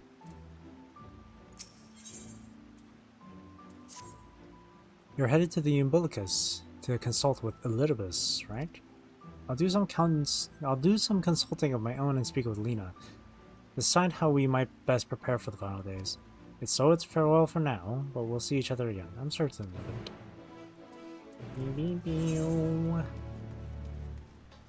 Beep, beep, beep, beep, beep, beep.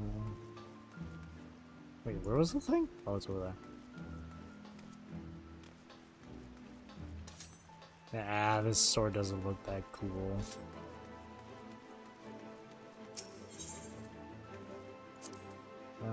Docile gauge.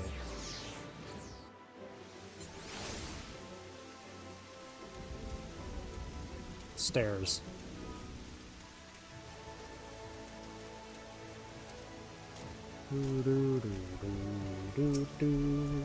Mistress Rose, welcome back. The captain has told me all.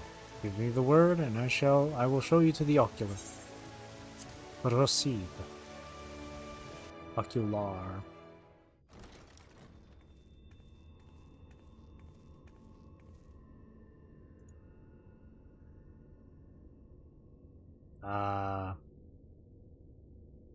The memories.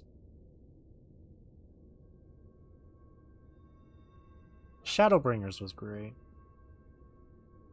Good time. Good time. Had to draw a little version of my room to make sure I understood. Okay.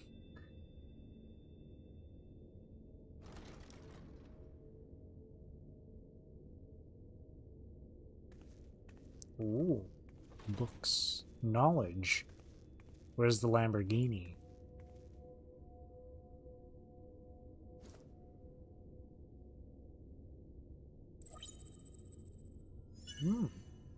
Biometric authentication complete.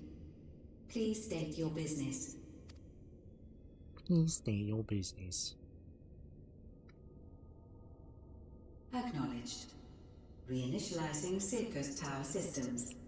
Searching for Elidibus entity. Elidibus.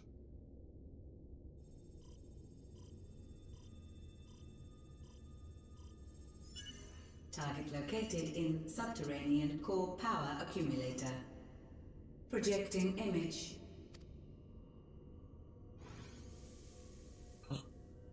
My home. My friends. No more than a dream.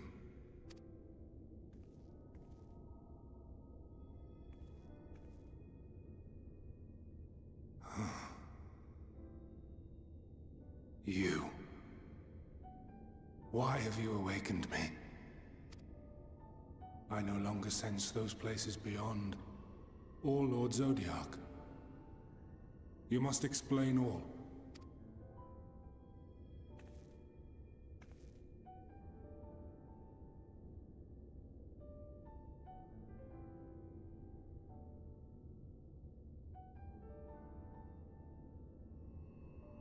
So, he is fallen, and my brethren's souls returned to the star. Directly after the dresser is my desk. And the desk and the dresser and the desk touch, then there's a small space between my bed, which is in the bottom left corner. So the desk and they touch, and there's a small space between my bed. In front of the desk is a small chair. So I'm gonna guess here's no, well, I wasn't gonna make the bed that big. Wait. Small space between the desk and the bed.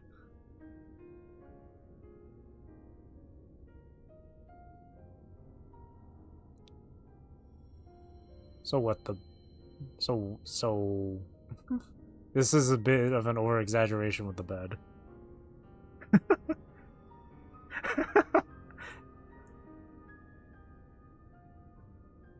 We'll do this. So that's the bed. Yeah, this is the bed. Oh, the bed is in the bottom left corner. My bad. You said bottom.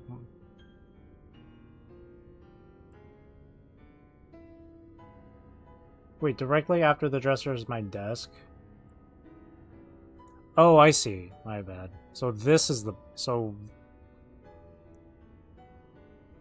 Oh, it's like this. I see, okay. So it's like this. And then the desk is like this.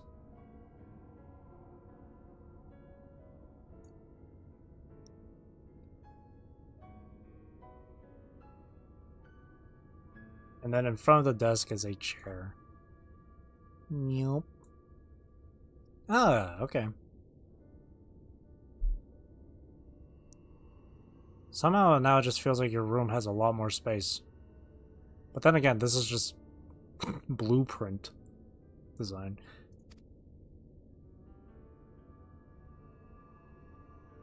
The doom we sacrificed so much to prevent is come again. Old burdens now yours to bear. But if this is Fandaniel's design, then I, as Elidibus, have a duty to fulfill. My bed is a bit longer because it needs just enough space to barely fit a small thing of storage.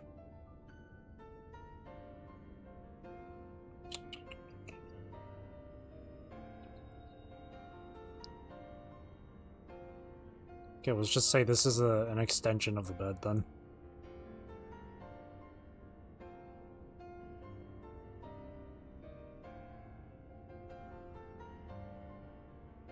Storage organizer is very small. Just enough space to barely fit a small thing of storage.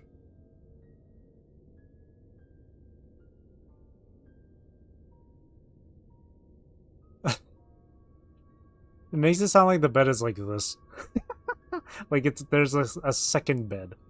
If anything, if anything, it's a sofa at this point. Or like, no, it's like 2 beds.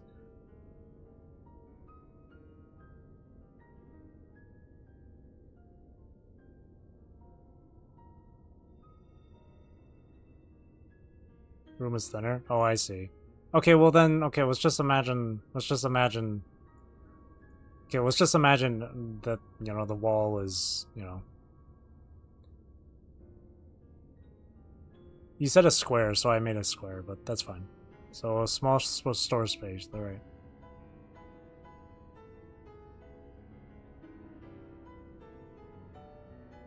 Scooch in the right half of it? Okay, hang on.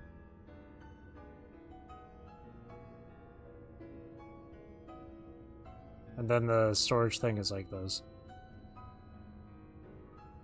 And then just, yeah, just imagine this as the wall then. Here, just imagine this as the wall.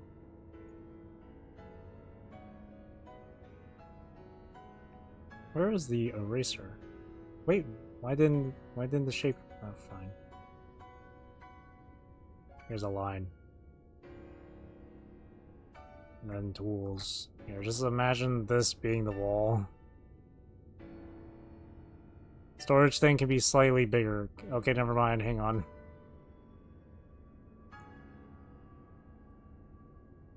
Can you tell I'm an architect?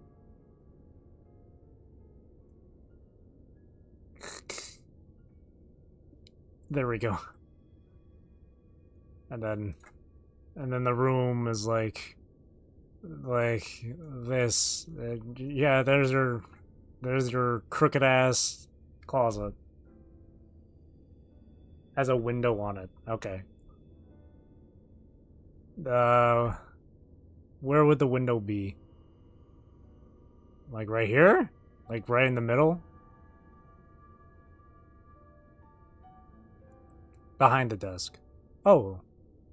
So right here then. Right? It's right here then. I don't know if you can probably see that. Really? I can't go any bigger than that. Right in the middle, a little more to the bottom though. Oh, I see. So it's like this. So that's the window. All right. Your unsolicited act has restored to me some few memories of the convocation. Such knowledge as I have, I will share. Or maybe that's a little bit too much to the bottom. Hang on. Let me just... There.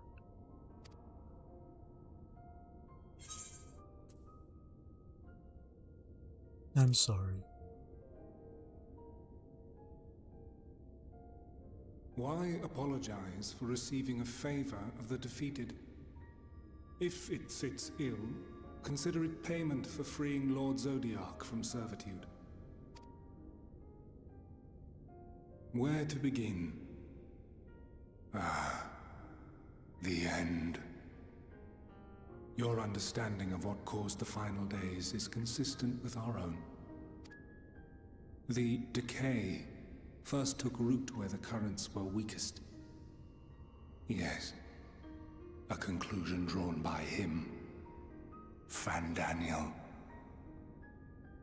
I have a tiny, very short shelf in front of the window at the end of the window, then a normal side shelf after the tiny shelf, top end of the window. Okay, so you have something itty bitty, tiny in front of the window at the end of the window, then a normal one after the tiny, top end. So the smaller shelf is at the top here, at this part here, like up here. The smaller shelf is like right here.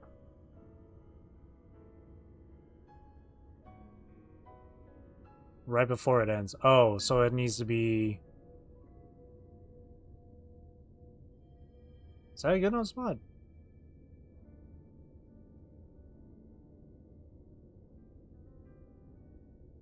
Hang on. Well, God damn it. That's right? Okay. So it's like, so the tiny shelf is like this.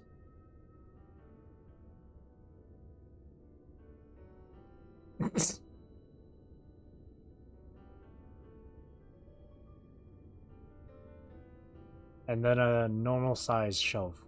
That's a normal size one. Okay, so we'll represent that with a thicker. Okay, that's a little too thick. There we go. Not blocking the window. Oh, I see. Oh, so it's... Hang on. So is it like up here then? Or is it... It's up here then? Or is it down over here? Up, up, up, up. Okay. Say it's like this. Touching the tiny. Hang on, let me just expand it first so I can properly, like, be able to move this. There we go. There you go. Not the him of here and now, but as I knew him. Long, long ago. Perfect. Having shed light upon the phenomenon, he dedicated himself to devising a countermeasure. Were it not for his knowledge of the Celestial, we would never have made the connection, and thence forestalled the final days. And though he inherited that noble soul, how different this last incarnation. So consumed by self-loathing and hate.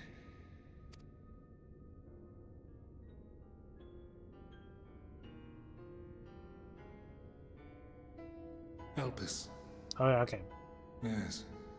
The name is familiar to me. Okay, so it's another... It's a guitar. Okay, so another storage organizer. Storage organizer and then guitar. Yet I know it not as a flower, but a place.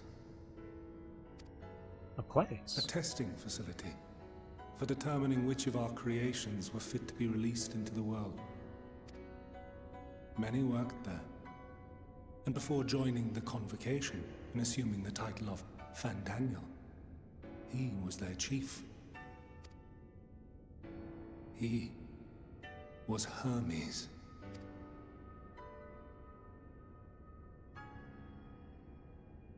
That is all I know. The crystals tell little of the lives the 14 led prior to their induction. Make them all larger. Okay, I'll have to do that off screen here. Elpis itself would tell even less. Nary a ruin has survived. Okay, small shelf. Wait. Larger shelf. I saw storage. You there. Guitar. In Elpis. Like that. No. I did not. But I did. I did. A lingering trace of impossibility. Interesting. And a truth that fills my heart. That's the room. Okay.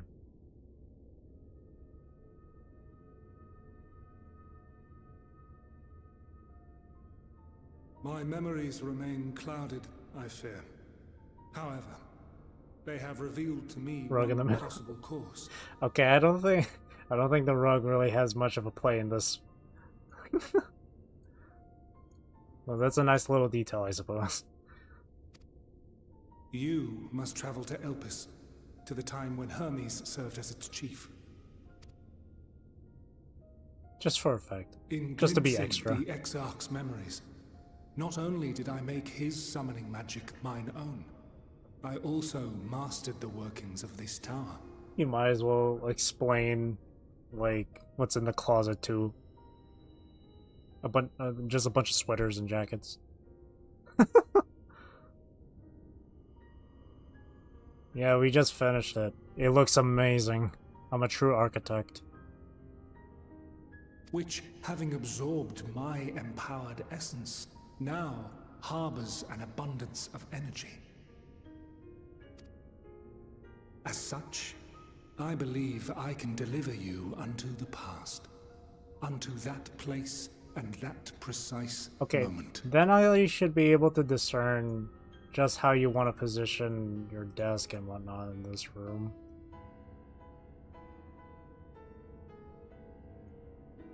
It's filled with stuff. I don't want to torture you. Okay. Hang on. So if it's filled with stuff, then I'll just do this.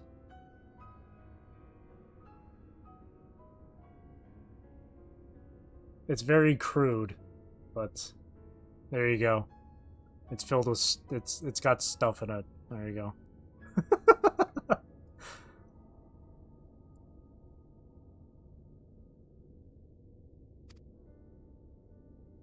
Given the eons for the last 5 hours, the gateway will not be fully formed.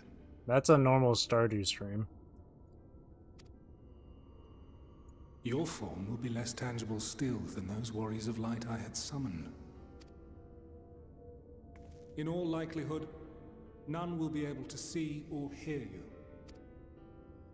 Yet even should you manage to interact with others, you will be unable to effect meaningful change. For the reality you wish to save, the reality to which you must return, exists as a result of the final days. You cannot reshape the past to undo the tragedies of the present. Cannot unmake the sorrow and suffering fated to come.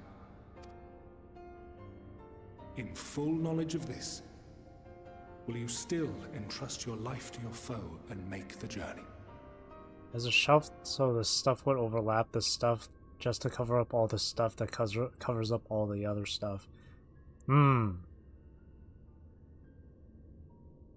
Gotcha. I understand that fully. I don't.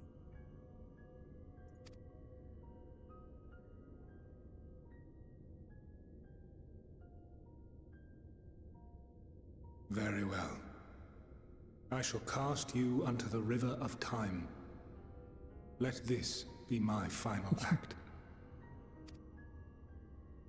You must input the commands. I no longer have the authority. There's too many things your efforts will be futile. Fair enough. Fair enough. First, you must reconfigure the systems, that the tower's ether may be channeled for the magic. It's basically what I meant. Oh, I see. Okay.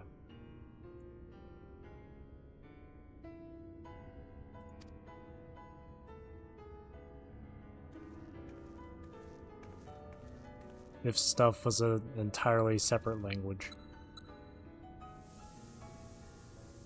Bye-bye, Elidibus.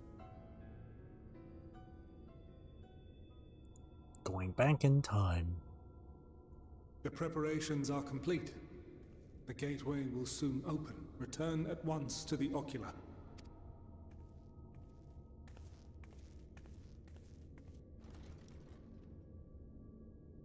Damn, this room is cool.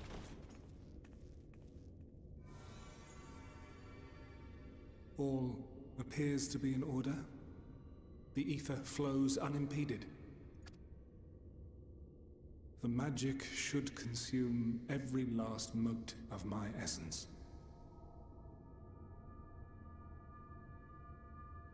Covered with clothes I need to get rid of. My clothes I wear is also on the chair.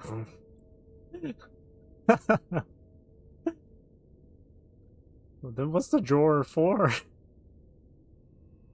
Unless you have too many clothes. Why are you surprised? Did I not say that this will be my final act? Lord Zodiac is no more. There is nothing for me here. The ones I love and long to see again are waiting in that promised land, beyond memory and dream.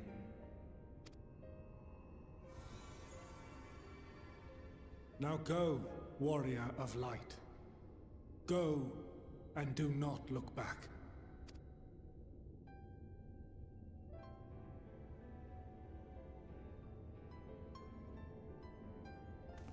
Really bad at productivity, aka putting things away. Fair. I'm kind of like that, dude. Hydaelyn, I take my leave of you. Yours is the mantle of the last of us. Spicy. Spicy words are the worst. I know that feeling. May you have the joy of it, the burden, and the solitude. Right before I had my Stardew stream, it falls to you 2 days now. ago, You and your champion to save our star. so right before that stream, I went out to a restaurant with friends, and I ordered like food that had that was spicy and stuff. And then after I got home, and after the Stardew stream, I played Stardew co-op with my friend. And while we were playing, I did like a small burp, and that's when the spices from the food I ate earlier that day came up, and I started coughing a bit.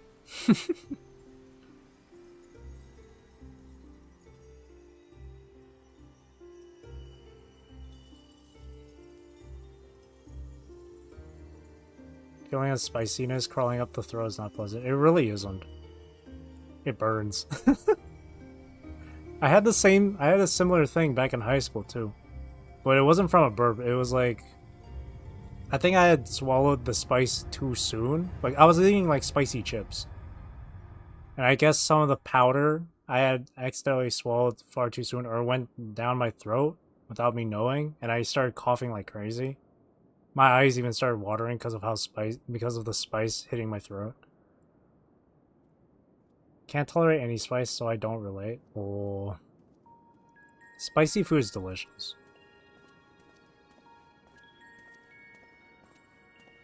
It's painful, but at the same time, it tastes good.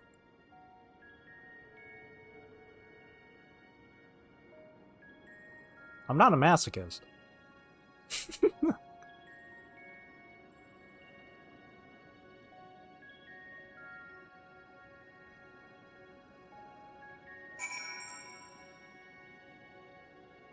Whoa.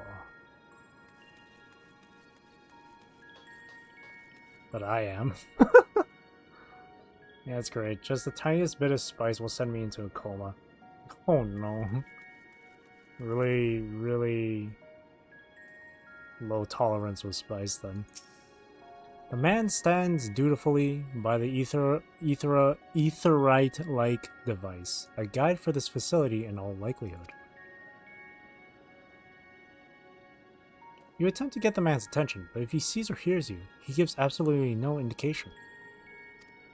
As Elidibus warned, it appears your form is intangible.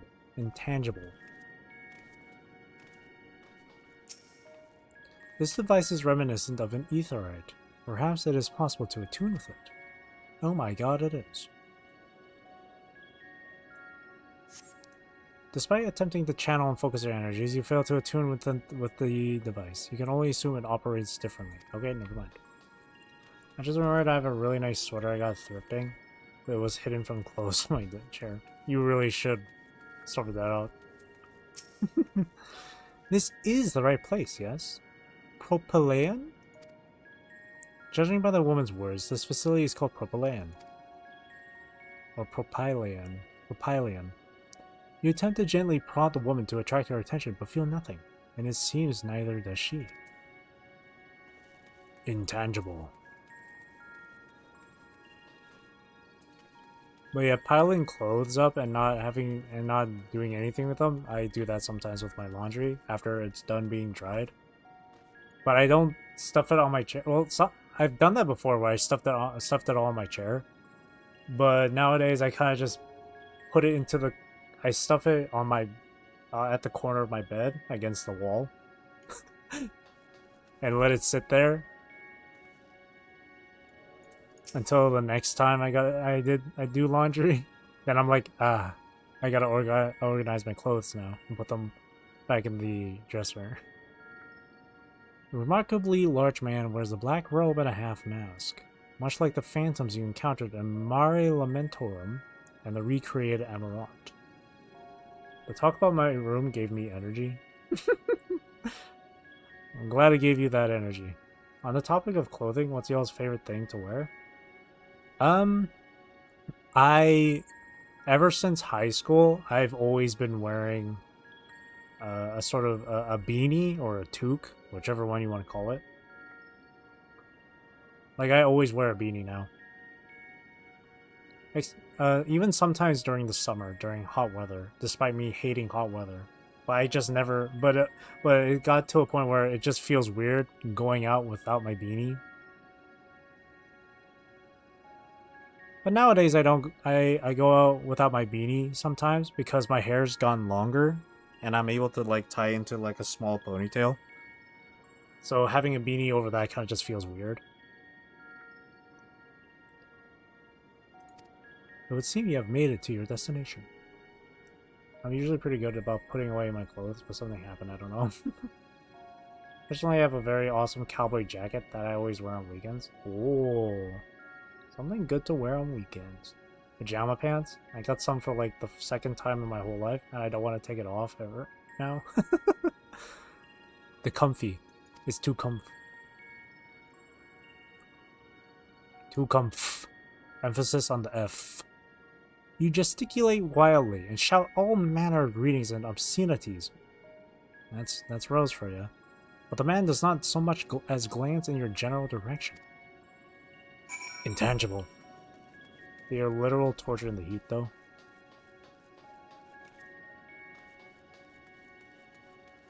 But do you still wear them through the heat, despite it being torture? Answer, yes. You suspect this door leads outside, but how to open it? You're intangible. Just walk on through. Can't you do that? Yes.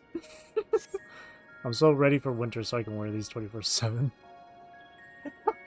See, it's kind of like me wearing my beanie then in the heat. Oh. And here we are, Elpis.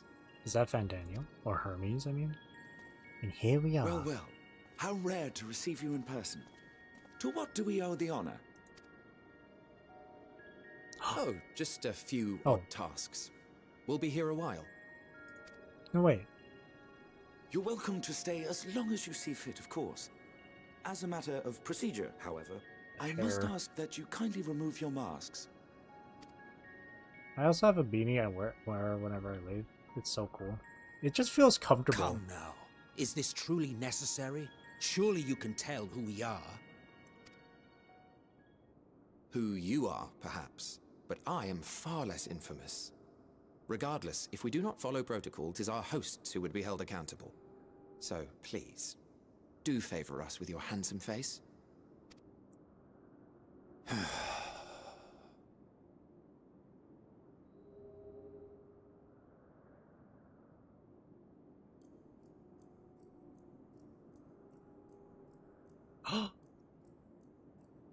Emmett? Is that Emmett?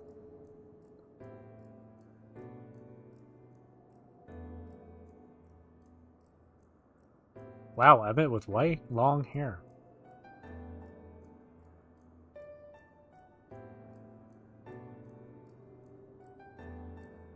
Satisfied? I also have a batch of just plain white t-shirts. Full con, don't know why, they're just so comfortable. I love that everyone in this game basically is wearing lipstick. All the characters get extra pity boy points from it. The boys in this game are pretty, I will admit. I thank you for your cooperation. You are free to go about your business. It's so weird seeing this character with long hair and white hair like that. He didn't look like that before when I first met him. But then again, this is the past. So of course things are different. With very pretty voices. This character's Emmett right here is great. As a villain, he was pretty good. This one I don't know. With the purple hair and purple eyes.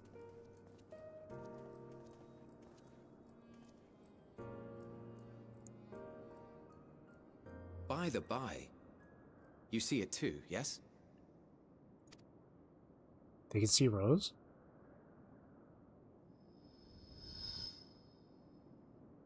I haven't the foggiest what you're talking about.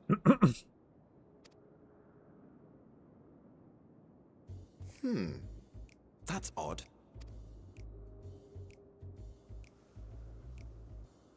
It's right here. A bit thin in the ether, but there's no mistaking it. The color of its soul is almost identical to Azem's. Do you suppose she created it? Rather unusual for a familiar to have a soul, though. Azem's a she, okay. Why are they so tall? Don't ask me. All I know is that it's trouble. Doubly so if it's her spitting image. Why are they so tall? And all of a sudden, I was repeating your question. All of a sudden, Emmett here just says, "Don't ask me," like he's responding. The reason they're so tall is because these guys I think were known to be the ancients, so they were way before Rose's time.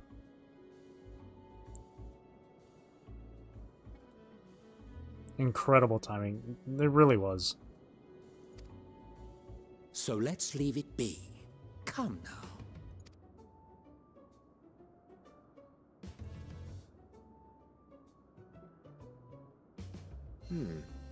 It's trying to say something, but it's literally too intangible to form words. Intangible. Why don't you give it some ether?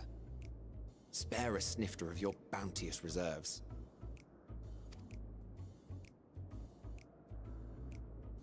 Who do you take me for? Come on, Emmett. Why, a dear friend, of course. Intangible. One who wouldn't let acts of kindness, such as my accompanying him on errands to far-flung outposts, go unrewarded?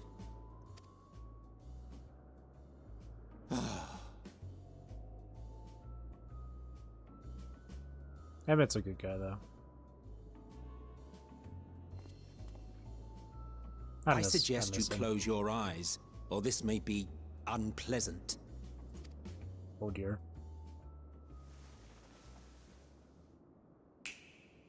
Oh, he did his famous snap. I love his hair. It's really nice. The first time I see his character, You may open your eyes. he didn't have that hair. She is tangible?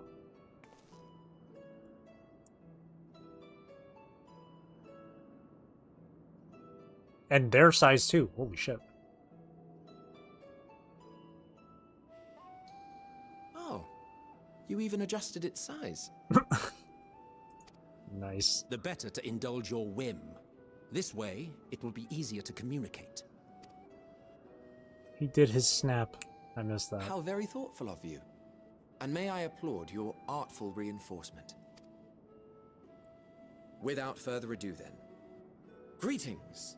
I am Hythlodaeus, Chief of the Bureau of the Architect. Oh, so this is Hythlodaeus. Okay. Sulking beside me is the most honorable Emmett Selk of the Convocation of 14. Good old Emmett. And how might we address you, my new friend? Intangible. A fine name. And I'm pleased to see you understand our words. An architect. Just like you. Oh, an architect. So, tell us, whence have you come? The thinness of your essence suggests you weren't created here. God damn it. I heckin' love architect. Hex, yeah. I came from the future. Tell him that. You do not know? Or cannot say? Okay, cannot say. Allow me to ask a different question then. I mean, Elizabeth did say that what she does here won't... Oh, but that's when she's intangible. Oh, this is kind of awkward then. What brings you here? Hermes. What to learn about Elpis? I seek a man named Hermes.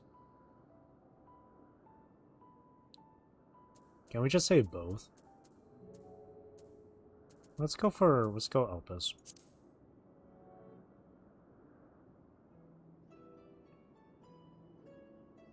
Well now, the same as us. Perhaps Azim wished to come too, but had to settle for a familiar. If she truly wished to be here, then she would be. Right you are. My apologies if we've given offense. The two of us can discern the color of souls, you see, and yours happens to resemble that of a friend. Well, I wonder why. And with your purpose matching our own besides, we jumped to a hasty conclusion. We are here to speak with Hermes, the chief overseer of this facility, which we also intend to tour in order to gain greater insight into the man's work. We, I say, though this is Emmett Selk's charge. I am here only to serve as his guide. And I should be happy to serve as yours as well, by way of an apology for the misunderstanding. Wait, are you suggesting that we bring it along on official business? This thing we know next to nothing about? Ouch, Emmett. These characters talk fancy. Yeah, pretty much. Ever since the very beginning of this game. Though, I will say, the base game, the first, I guess, well, I'll say an arc, just to make it more understandable. The first arc of this game, their voices, not these guys, but the main cast were very different in voices. They changed the voice actors and whatnot during the second, when the second arc started, I believe. So fancy. If you harbor suspicions, better to keep it close than leave it to its own devices. Wouldn't you agree? Like in the first arc, they got a studio of people who were just, I guess, I don't remember, and I don't know if it actually is true, so like, take it with a grain of salt, but like, apparently during the first arc, the voice actors were just mimicking the accent. And then in the second arc, they brought in actual like voice actors with the accent. Again, I don't know if that actually is true or not. That's what I've heard. So everyone that's voicing in this, that's their genuine accent. Besides, having a mysterious life form in tow is the norm rather than the exception here. The combination of white hair and ember eyes do be looking great. Emmett is quite the handsome lad, I know. Even with the white hair. If you could, I can try and show you what he looks Welcome, like. my friends, what he looked to the like testing when you. ground of creation at Heaven's Edge, Elpis. Oh, whoa! I can show an image of what he looks like when I first met him in the game.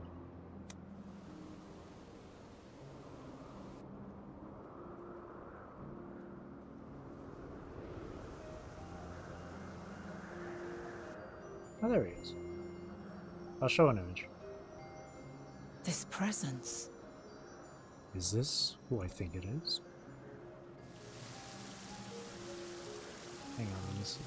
It's gonna take a while to load because I have the network limiter on. Hermes! Visitors! We have visitors! That's a very small image I just picked up. Axolotls. So here's what. So this is what Emmett looks like with his in the past. This is the past. What secrets are you hiding, I wonder? This is him in the past with the white hair. This is what he looked like when we first met him in present day. He had black hair and his hair was shorter. That's what he had. So seeing him with this hair kind of like surprised me. But it looks really nice.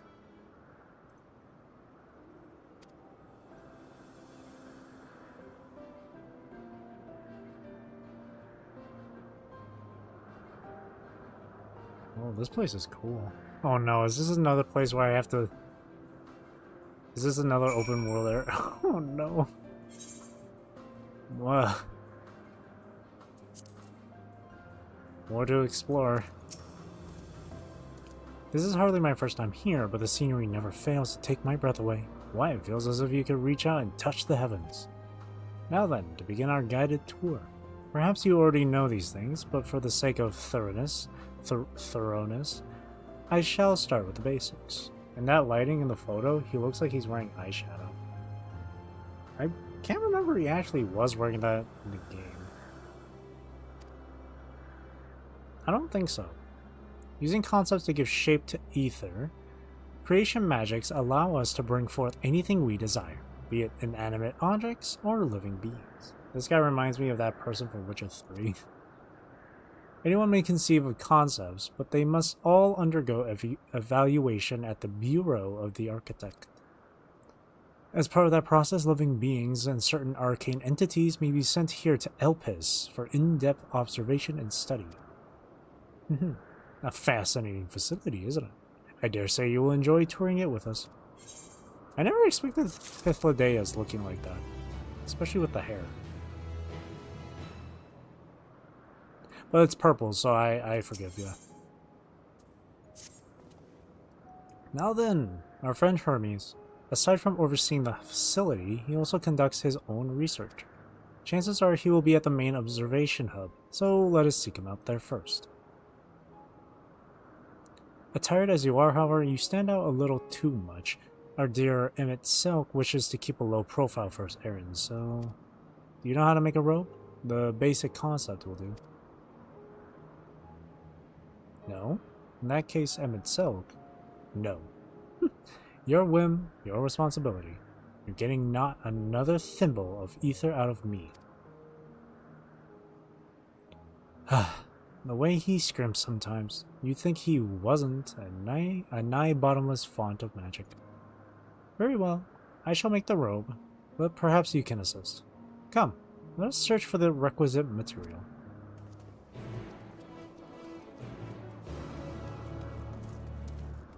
I am Hades.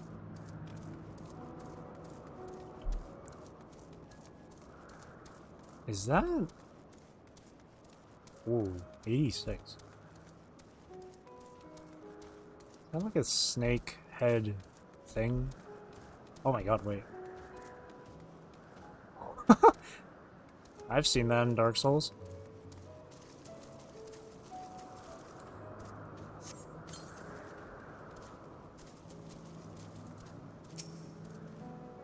Yes, these creatures should suffice. What is this? An etheric robe. I want you to use it to capture, shall we say, 2 petolidae. There are 3 species here, I believe. Any 2 different kinds should serve. Now I should mention that the strength of the rope is tied, no pun intended, to the strength of its user. As your ether is still thin compared to ours, you'll need to weaken the petolidae first. Good luck. Ophion.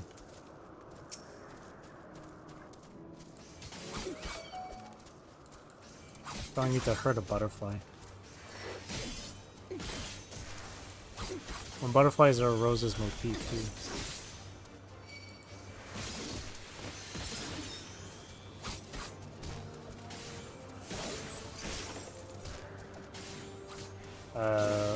No, you killed it. We have to use... Oh wait, hang on. I might as well... Hang on. Let me do this then. It'll be far easier.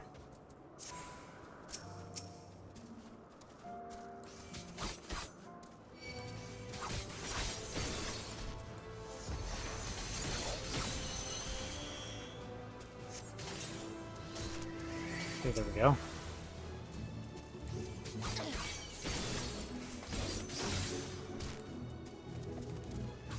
Oh, whoops.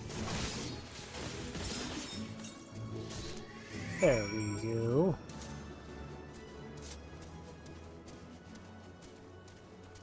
This place is cool.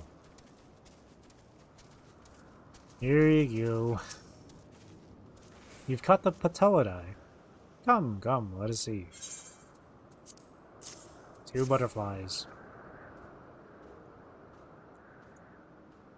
Yes, these fine fellows will do nicely. Now for a spot of reversion.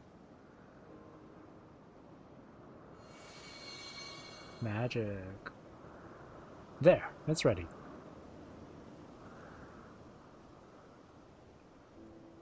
It's nothing fancy, but then we're trying not to stand out. Try it on for size. You turn living beings into clothing, just like that.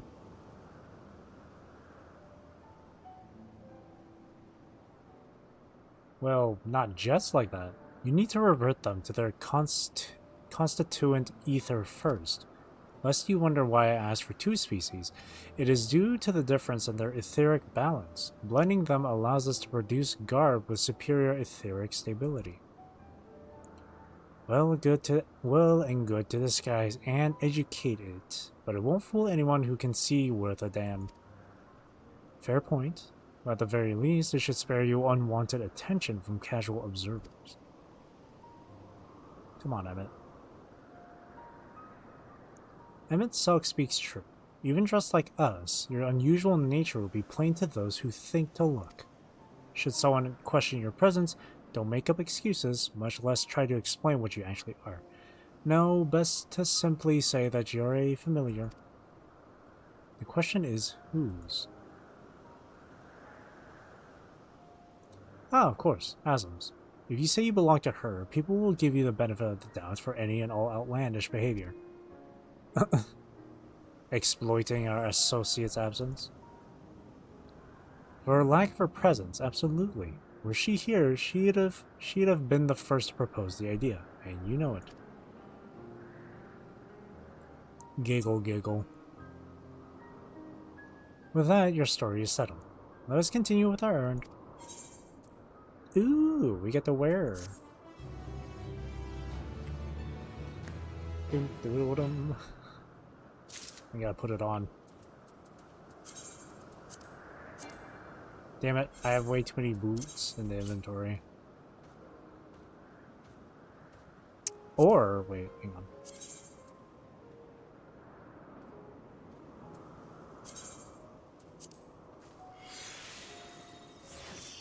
Okay. And then... not this. Just have to cast... Oh, no, no, no.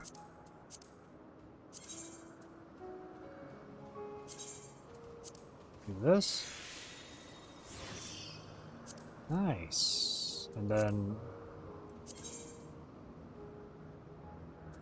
no, not here. Or do I have to... no, it's not this. What did I pick up? Was it not a hat? No, it was gloves? No. Pants? Pants.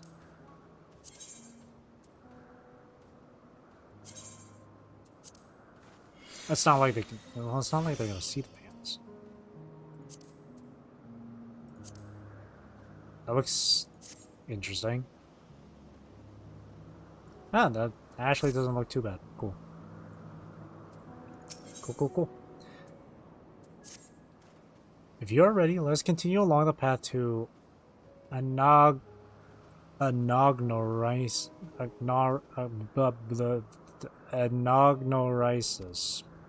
The place serves as an observation hub and residence both.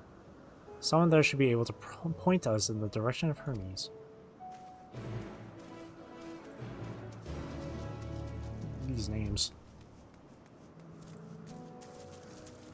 I must say, the costumes in this game is quite intriguing. They're really nice. A lot are pretty nice. And there's quite a number of them that, like, you know, even if one isn't your preference, another can be. You know, there's tons of options. You discovered a new location. Monoceros. Does this game have like a dress-up simulator? Kind of. When you go into your character menu, you can do like you can right click on an item on an armor piece and then click try on and you get put in a fitting room right here. That sort of thing. You can also enable dye preview for items that can be dyed. A standalone thing? I don't think so. Not that I know of.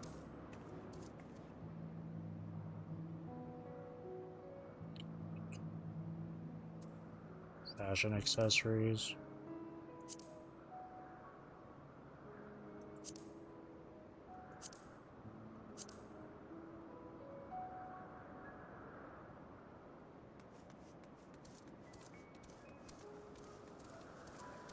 I don't think so.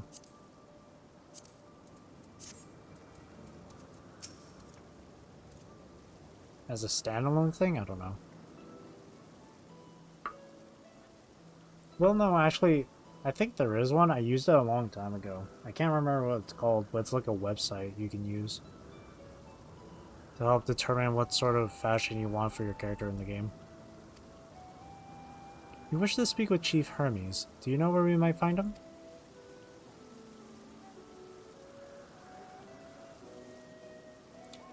Well now, by your mask, I assume you're one of the 14. I wasn't aware there was to be a visitation. Well, if you are curious about certain looks and stuff, there is a website that has a showcase of a bunch of people and their outfits with their characters. What was it called again? It was like something, it was like, I think it was FF14 Glamour or whatever. Let me quickly search.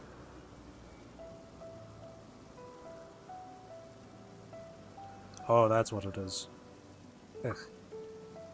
My phone. The brightness. Yeah, it's ffxiv.arzia collection.com.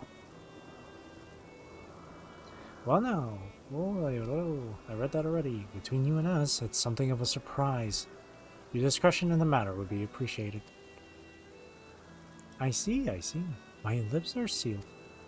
The chief should be out conducting observations as usual. His focus of late has been aquatic creatures, so I expect you will find him at one of the pools here. The pools, you say? Many thanks, and apologies for disrupting your work.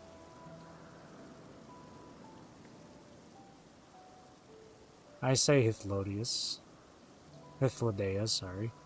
While I've never met Hermes, you know him well, do you not? That being the case, couldn't you simply find him by his ether? Aye, that I could. As you know, Emmett Selk and I can discern the color of souls. By the same token, we can also see ether quite keenly and from great distances. With this skill, I could readily locate Hermes, but I felt that it would be a waste of an opportunity. We're here to perform an assessment, after all. By searching the ordinary way, we stand to gain insight into Elpis and the man in charge of it. This is as much for your own enjoyment, like as not. But point taken. If you're going to accompany us, make yourself useful and help us look for Hermes. According to his profile, he has short, dark hair. So you know, it's because we're in Elpis that we don't have our cowls up. A special exemption due to the need to be aware of dangerous creatures. Elsewhere, we do not exhibit our individuality. It's unseemly. This is all common sense, but I would not assume you possess any. It's a rare treat, indeed, to be able to search for someone by their appearance, and I thank you for humoring me. Come, let's find our man. Yeah. Hang on, real quick.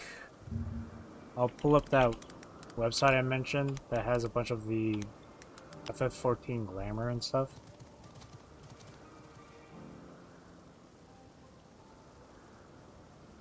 Oh, whoops. So if you are curious, it's this website right here. Catalog, where you can share your personal glamours and browse through an extensive collection of looks. And each look that you click on, you'll be able to see what they're equipping via name, like the name of the gear they're wearing. You can see and see what dye they use and whatnot. The same thing with weapons and shit. So you can also filter it where if you want to see male fashion or female fashion or roles like tanks, DPS, healer, etc. So this website. Burn it and engrave it into your mind if you are curious.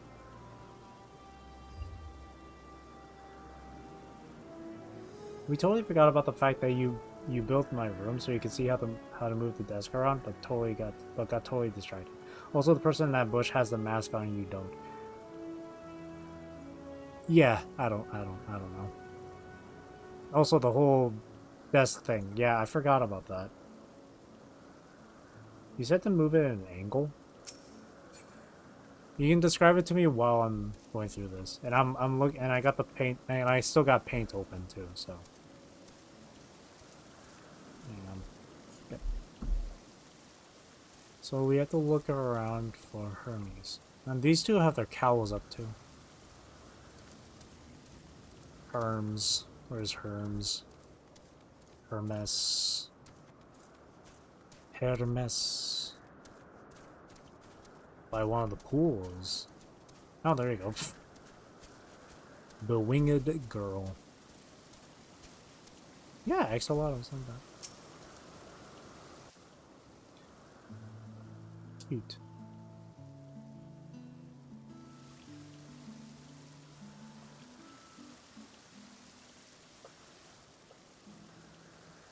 I might move the mini shelf and bring the desk to the window, have it at an angle so it kind of faces the door of the room and the door to my closet. So move the mini shelf, bring the desk to the window, have it at an angle so it kind of faces the door and the door to my closet. Oh, I see what you mean now.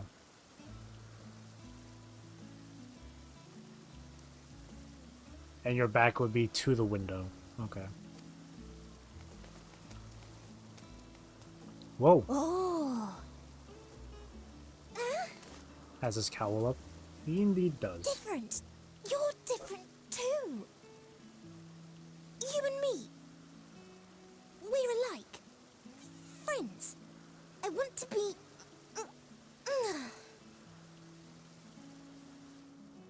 Wait. Please. Wait. Bird person. British bird person. Greetings and salutations. Can you hear me? What? Do not be alarmed. I mean you no harm. I wish only to hear your words, share your feelings, and know your thoughts. Telepathy. May we please be friends? May we please be friends? Interesting. Ah, I see you found him. In the Black Butler anime? It's been a while. Too long, I think. I've never seen Black Butler. Their voice fits perfectly. Too long indeed for close collaborators. On this blessed occasion, I bring not only myself, but others who long to speak with you.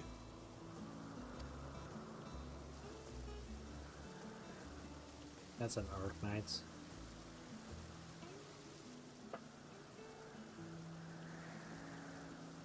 You were of the convocation? Yeah, literally anyone with any sort of animal traits is in Arknights. I need to find the voice actor of the bewinged girl. Hang on. Emmett Selk at your service. Do I have the honor of addressing Hermes, Chief Overseer of Elpis? You do. You have traveled far for it. It's so weird hearing him talk so calmly and not like a psychopath. Given your facility's purpose, its remote location is something of a necessity. Would that I didn't have to rely upon a guide. Oh, you wound me. Have I not ever been an attentive and helpful friend? Mm-hmm. But moving along to more agreeable company, This one, we chance to...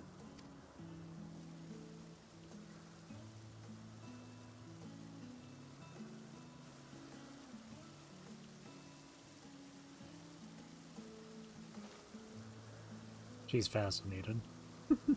Well, you certainly have her attention. Is she one of yours, Hermes?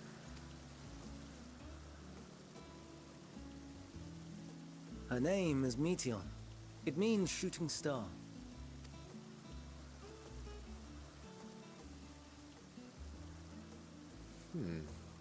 If I may make an observation, her ether is terribly thin. I fear she might dissipate at any moment. Oh, that's kind of sad. Nor do I believe you've made a submission to the Bureau. I would remember such a concept if you had. I haven't, as you say. I judged it too early. She's a pet project of mine, still undergoing preliminary testing. But rest assured that I will attend in person ere long.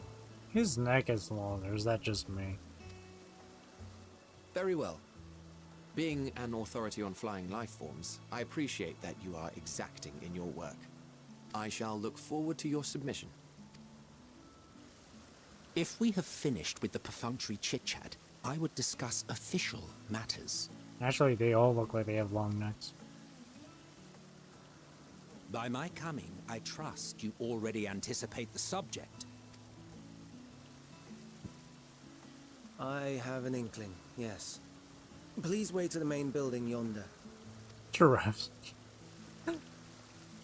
I shall join you as soon as I've returned these creatures to their homes. What's wrong, Hermes? An ambystoma is missing. Ambystoma. They're not called axolotls, they're called ambystoma.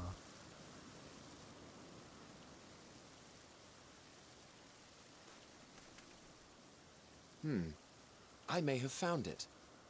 A creature with the self-same ether as those there, nestled in the boughs of a tree outside the grounds.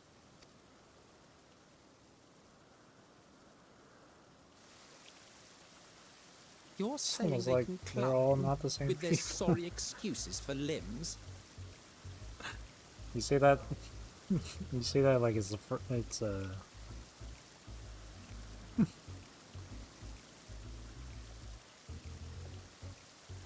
I don't know what I can't remember the phrase. Shit. The fashion has been to imbue aquatic creatures with the power of flight, ever since the words of Metron created a sky-swimming fish. Sky-swimming fish.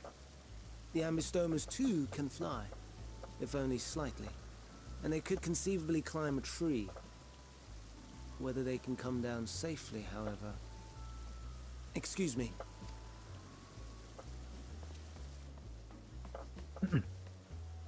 I'll help too.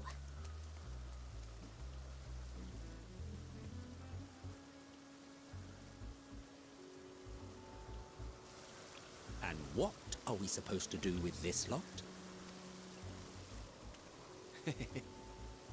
May I suggest we split up? If you would be so good as to assist Hermes, Emmett Selk and I shall keep an eye on these adorable creations in the meantime.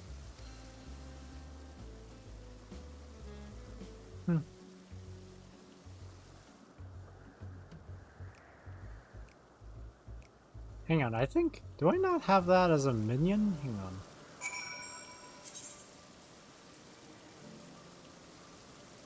Oh, I do! Oh, but this time... But they are actually just called axolotl.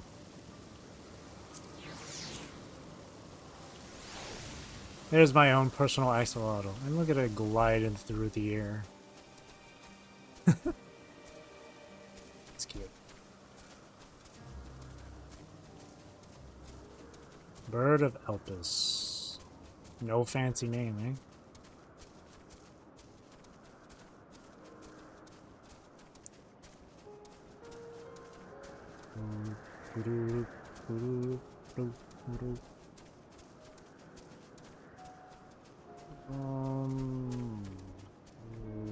Where? Oh. Adventurous Ambystoma. I'm anticipating moving to Canada. I will be able to layer up and experience real snow. You're gonna need to really layer up then. Because, interestingly enough, I think last winter, though, wasn't super cold. I don't know how it's going to be this winter, but it's going to be cold. It seems Hermes and Meteon have found their quarry, a creature known in this age as an ambystoma. It barely snows where I live. It's either hail of just like a few inches. Seems like a wonderful place. Depends on where you're going to live. I imagine it's like, you know, I imagine it's not too different from any other place.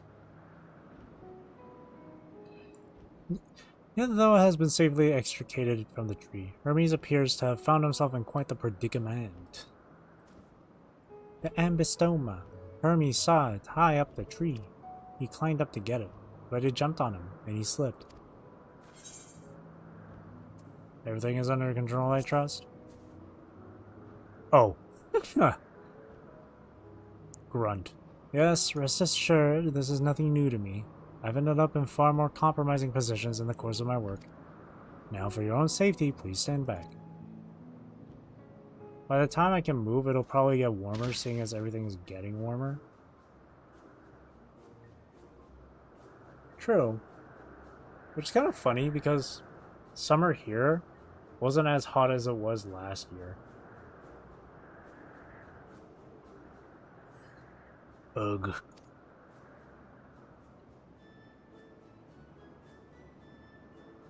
Hermes, are you alright? Quite alright, yes. My apologies for making you worried, Meteon. Weather be weird. It is indeed weird. Both you and... Rose Higana. Rose Higana, you are called. An intriguing name, somehow reminiscent of a new creation. Thank you for coming after me.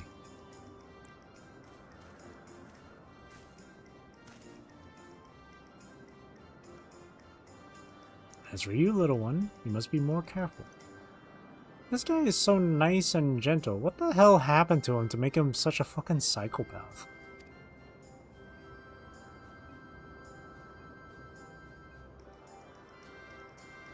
You may be able to fly, but it doesn't mean you cannot fall and hurt yourself.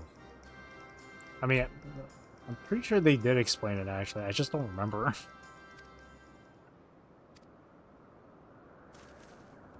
Oh no, I had forgotten all about its fellows. Anything can happen.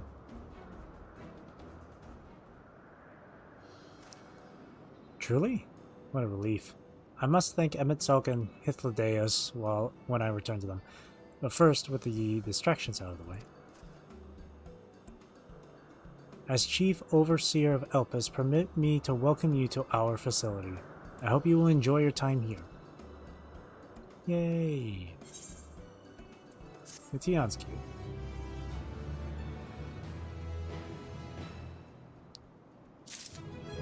Bird person race in this game? When? See, Rose has one too. See, look. Rose has one of her own. What is this title of this? What is this title? Ponder, warrant, cherish, welcome.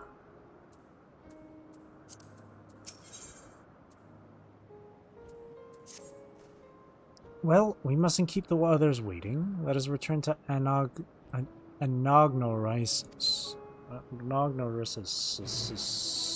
I don't know. These names are wacky.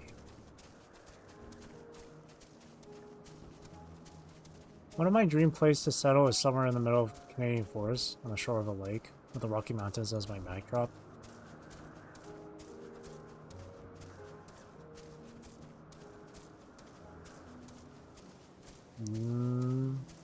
Rocky Mountains is a backdrop. You want to go to Alberta then. Alberta has Rocky Mountains. And plenty of forest.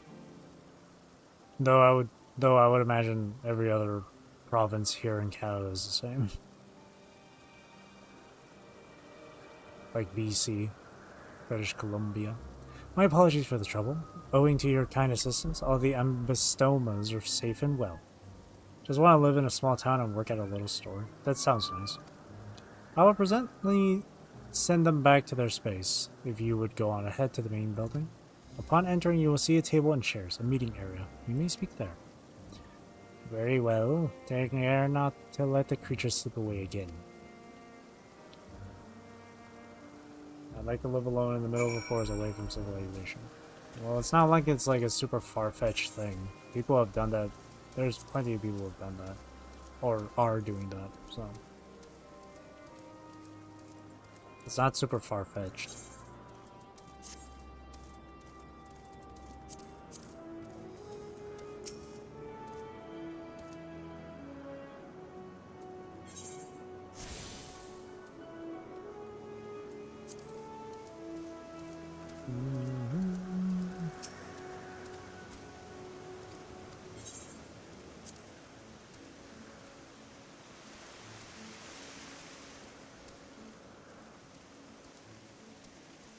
So peaceful in this place.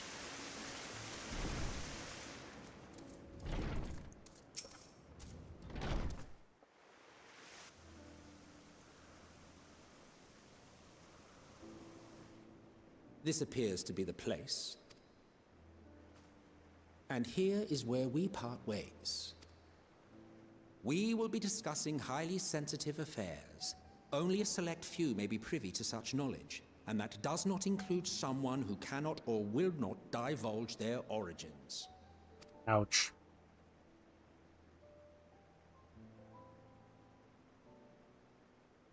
What? Will I have to remove you by force? That's Emmett, alright.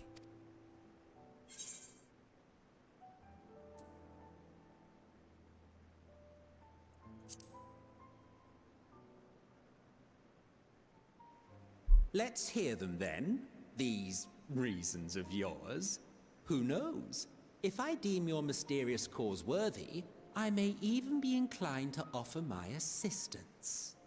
That's funny. I do not object to her attendance. Hermes, this is highly irregular. Perhaps, but I believe she can be trusted. Meteon would not have taken to her so quickly otherwise. Moreover, the presence of a third party may help me to maintain composure.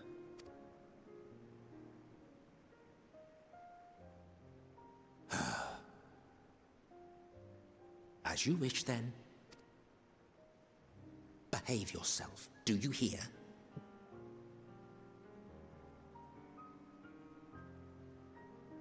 I don't think he knows how reasons of being unable to speak works. I know, right? Like the option where she's like, oh, I can't speak these reasons. And he's like, oh, then what are these reasons? And in my head, I was like, well, I mean, she says she can't tell you, so. It's kind of funny. So, it's finally happened, then.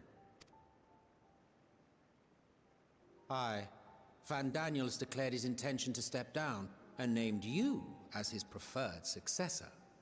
Okay, I do remember that, where he was given the name Fandaniel because of that. Must be a little hard of hearing or something. In recognition of your knowledge and your works, the convocation is giving the recommendation due consideration. Or stupid. No. It's if I had picked... It's a response that's more fitting if I had picked the first option. But I picked the second option. So it just sounds weird coming when he responded that way. If I had picked the first option, where Rose says, I have important things to tell Hermes, or have important things to talk about to Hermes, and then maybe his response would make a bit more sense. But it is kind of weird. As one who does not know you personally, his response. I am to use my impartial eye to take your measure. And above all else, to ascertain your disposition towards the invitation.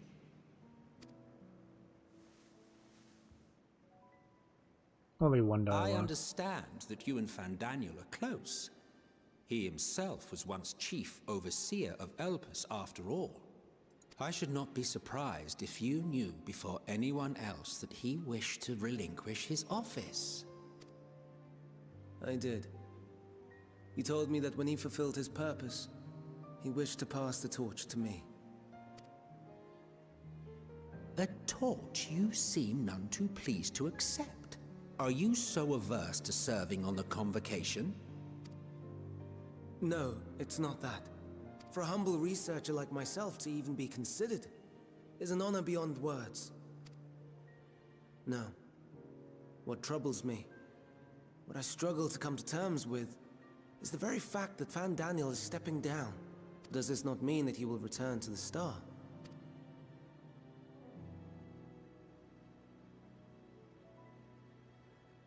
Of his own volition, yes, like so many others have before him. Return to the Star? Does that mean die? Well now, that's not a word I hear often. Is that what you say here in Elpis? Mankind is the life of Atheris. Each of us, a drop of blood flowing through its veins, bearing sustenance. In our finite time upon it, 'tis our duty to make it a better place, that all who call it home, now and in future, may abide in happiness. To that end, we have dedicated ourselves to the pursuit of enlightened creation. And by our efforts did we transform this once untamed wilderness into the peaceful paradise you enjoy today. To return to the star whence we came is a privilege afforded to we who have so loved and nurtured it. English manner. English manner wouldn't be too bad either. A choice embraced by those who have lived their lives to the fullest, in service to our world. And when they depart upon this journey, it is beautiful, always. The 14 are no exception. 'Tis believed no occasion is more felicitous than the fulfillment of one's duty. Our office becomes our lives, and to retire is to return, or so the majority of us hold. Some few have elected to eschew custom. Mayhap you feel Fandaniel's deeds do not warrant his return. Yet you should know his accomplishments as well as any. During his time, he conceived of countless outstanding concepts. Scotland Castle? I've heard about that. Japanese says of the garden. And channeling the wealth of experience he attained here in Elpis, he brought forth many new specimens. I just prefer Solitude. Whoa, you're so cool. I'm sorry. I know of all this. I do. Sorry, I didn't mean to chuckle at that. It's just, I cannot fathom why someone so great and wise, who could still do so much good, would want to end it all.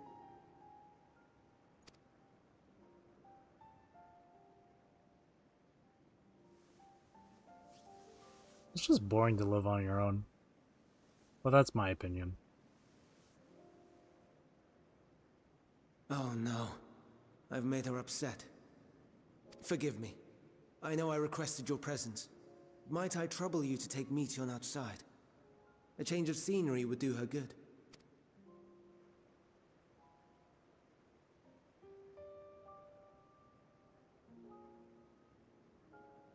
So blue.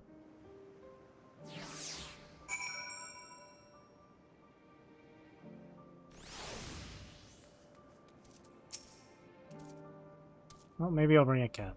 Oh, there you go. Now you wouldn't be so alone. Sorry, Rose, I didn't mean. Sigh. A walk? Perhaps we can go for a walk? I physically cannot be left alone. My brain would actually explode because I have very little thoughts. For me, being on my own would just be boring.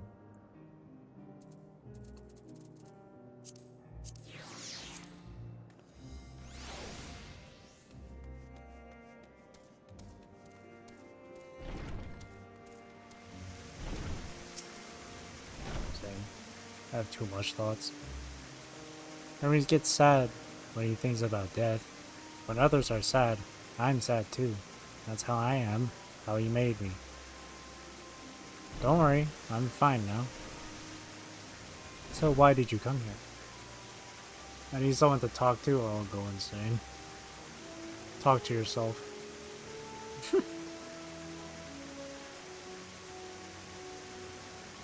You want to learn about Elpis and Hermes? Oh, I'll teach you. I can teach you. We can take turns. I'll tell you something, then you tell me something. Sure, why not? Then it's settled. That's why I can't be alone. Where to start? Ah yes, let's talk to Memnon. He should be near the Aetheryte. I'm not gonna explain what Memnon is, so I'll have him explain instead.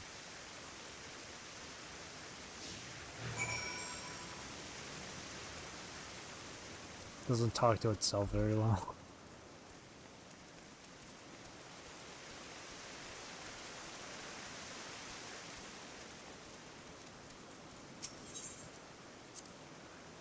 Ah, the Aetheryte. Anyone can use it to teleport anywhere.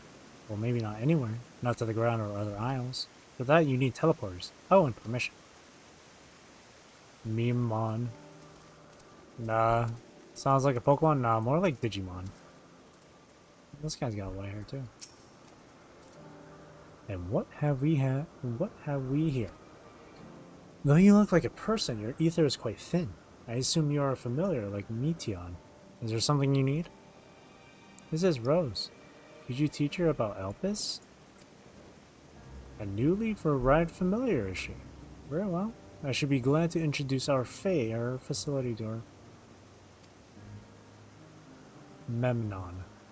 As you know, it is mankind's duty to make the star a better place. As part of this duty, we employ creation magics to bring forth new life.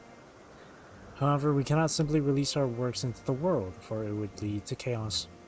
No, any and all life forms must undergo extensive testing. This guy has a straw hat. Oh, he's changed outfits too.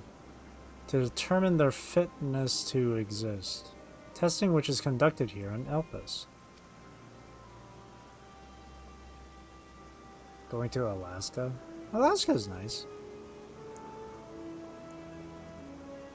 Every candidate is subjected to rigorous study, in which we identify their properties, surmise what habitats might be suitable, and speculate as to the effects they may have on the environment and other species. Should it be judged a beneficial addition to the star, it will be allowed to take its place in the world. The two of you, too, were created with the hope of making the star a better place, so heed your masters well and be good, do you hear? We will, Memnon, we will. Thanks for the reason. Just found an Eevee tail from an old Halloween costume. You had a turn. Now I got a turn.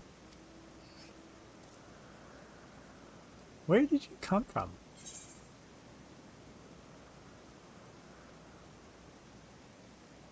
From a place far, far away. Then I probably don't know it. I don't know much about other places. But this place is important to you. I can feel it. Oh, my power. I haven't told you about it. A creation. Let's find a creation. One not being watched. Then I'll explain my power. Power.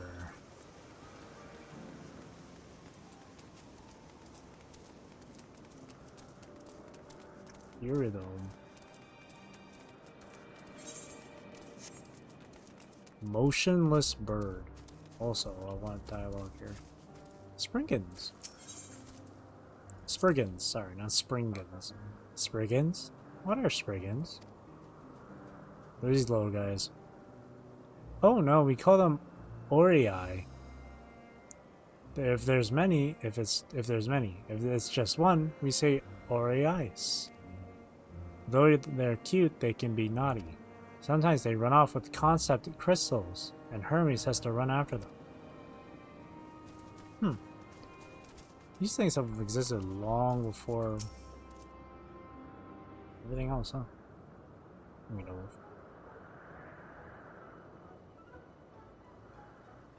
You guys still dress up for Halloween? Nope. This creation is perfect. But I don't remember seeing it before. Perhaps it's new? Never too old for Halloween. Yeah, I just don't find it as fun anymore. The most I would ever do is just put on a mask and that's it. Anyway, I'll try reading its mind. That's my power.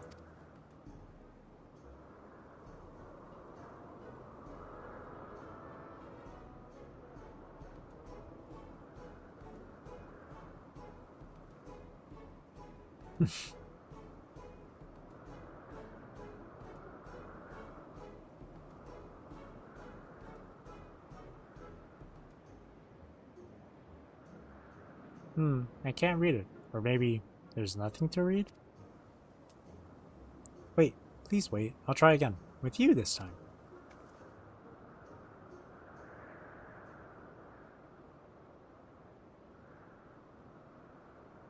Greetings. Can you hear me?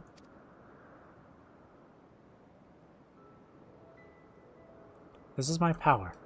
I can read the emotions of those around me and project my emotions to others in return. I am not actually speaking to you in your mind. Rather, you are converting my emotions into words and intention, a process performed subconsciously by intelligent life forms. What? This ability is vital to my mission, for it allows me to interact with intelligent beings even should they communicate via unknown languages or other nonverbal means. As a consequence, I am clumsy at speaking. Yet though I struggle to express myself in this fashion, Hermes wants me to speak as much as possible, for everyone has thoughts and feelings that they may wish to hide. I harbor an affection for you, one that is difficult to define. Aside from the fact that you share common traits with us, your thoughts are complex, charismatic. They draw me in and leave me wanting to know more. Out of respect for your privacy, I will refrain from using my power when speaking with you. Nevertheless, I want you to know that I wish to be your friend. Oh.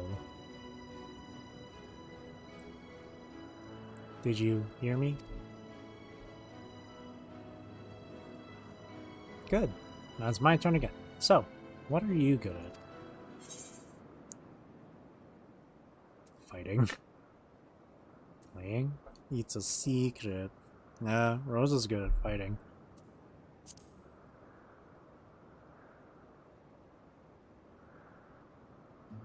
Oh, fighting. That must mean you're strong.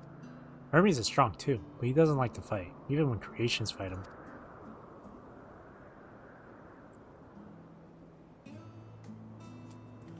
Now the bird's looking at you. The death stare. I think we might be bothering it.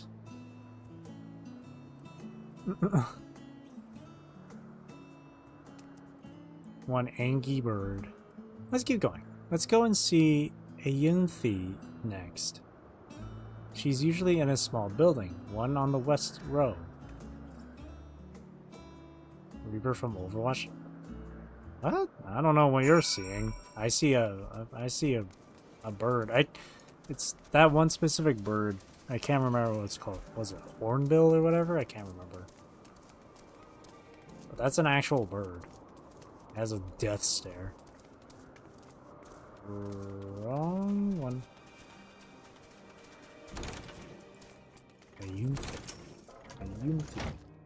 Well, if it isn't Metian. I see you've brought a friend today. Greetings, XIV. An apple. Could you make me an apple? The kind Hermes likes, covered in syrup. I want to share it with Rose. Oh, candied apple. Hermes is certainly partial to them, but you know you can't eat Metian. You weren't made to do so. but I like it too. It may seem that way, but it's due to your ability to share others' feelings. You've taken Hermes' likes for your own. In any case, I can't prepare an apple right now, but I'll bring one for Hermes soon. I promise. A Reaper's face? It sure doesn't for me. I'm sorry, Rose. I wanted to show you my favorite thing. I could ask about yours. Then I could ask about yours, but I failed.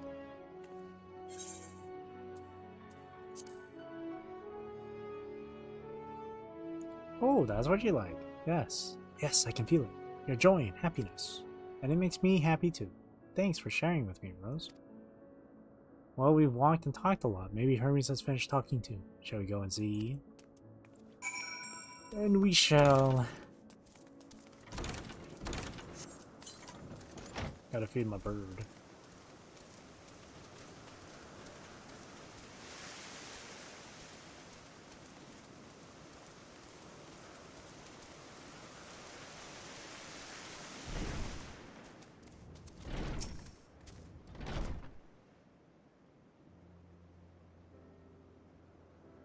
There you are. I can see the fresh air has done me good. Rose wanted to learn about you and Elpis, so I taught her. About this place, about my power, about your favorite food. I'm not sure if that last one will be of any use. But I do appreciate your company, your keeping Meteon company. While you were away, I finished speaking with our guests. Finished? Hardly. You requested time to consider the invitation, so we have no choice but to occupy ourselves with an inspection of your work. My apologies. It has been decided that Emmett Selk and Hythlodaeus will accompany me as I tend to my duties. I love this bird person, they're the best character. Yeah. But unfortunately, I think this might be the one and only time we'll ever see her. This is in the past, after all.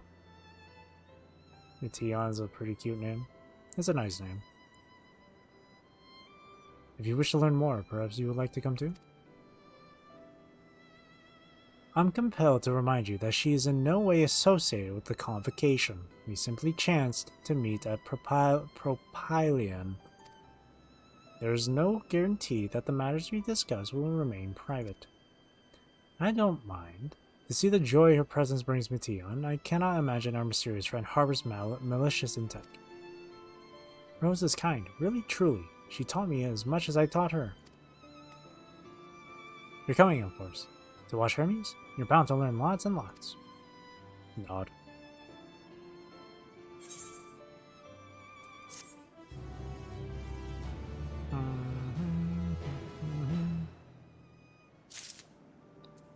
Whew.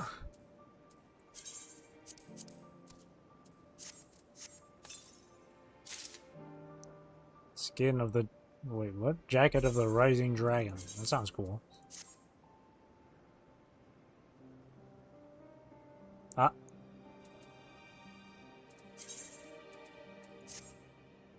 That... It sounds cool. It doesn't look cool.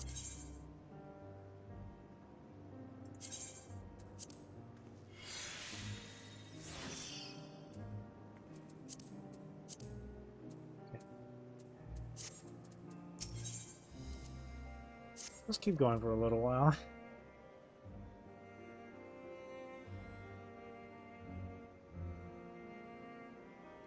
If everyone is ready, there are a few creations I need to check on. First, we shall return to the spot where we found our wayward Ambystoma. Have care when you step outside a hub, for there may be more unruly creatures about.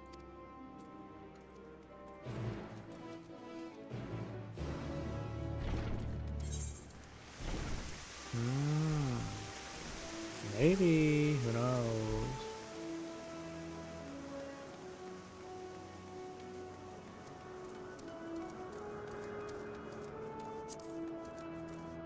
I'm pretty sure the game earlier explained why he was the way he was. I just don't remember it. I don't know. Maybe Meteon's involved with it? I don't know.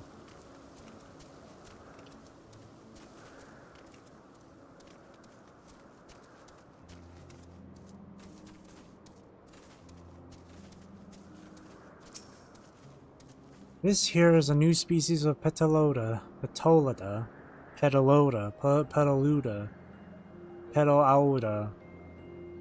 butterfly we recently set loose. It has been doing very well, managing to maintain a stable existence thus far. If it can see its observation period to the end without issue, we shall release it onto the world.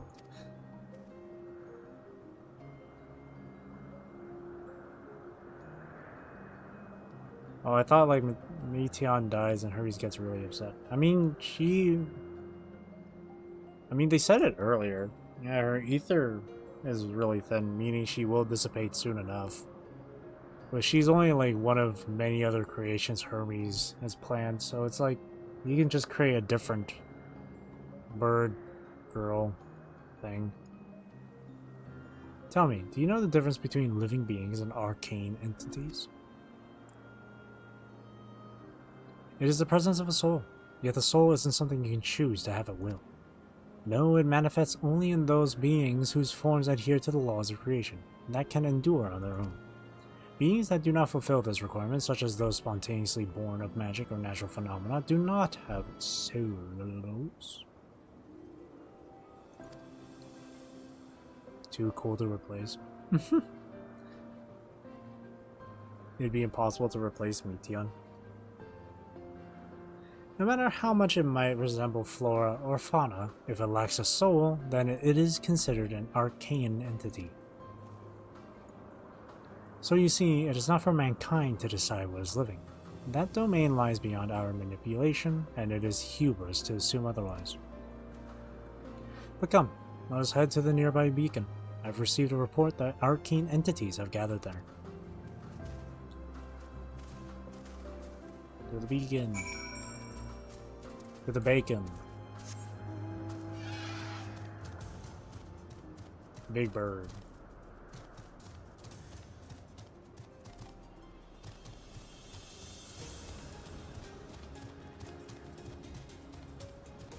It'll never happen.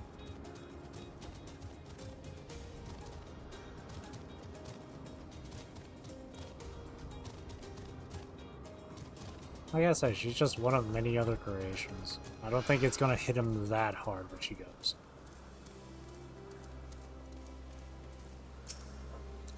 Ah yes, Lightning Pneuma, just as the report said. Although we call the structure a beacon due to its form, it's in fact a magical device. By manipulating the balance of elements, it keeps the isle airborne and maintains the climate thereupon. In the course of its operation, it often sees an internal shift towards a given element. Right now, that element is lightning, which draws the Pneuma here to replenish their ether. It appears Meteon is busy. Would you care to assist me in her stead and feed the Pneuma? Feed Pneuma. Pneuma is hungry. By using this lightning converter, you can harness ambient lightning and focus it into a ball. A veritable feast for our dazzling friends. She's built different. Go on, give it a try.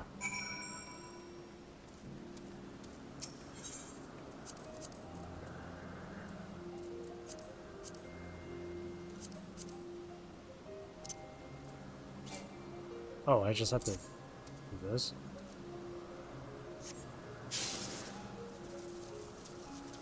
Oh, okay, I gotcha.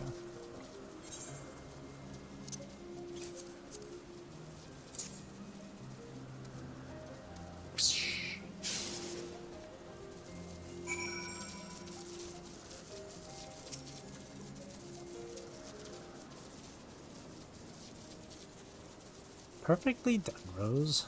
Look. Nom nom nom nom nom nom nom. See how they gather to feed. How they express themselves through their actions despite their lack of words.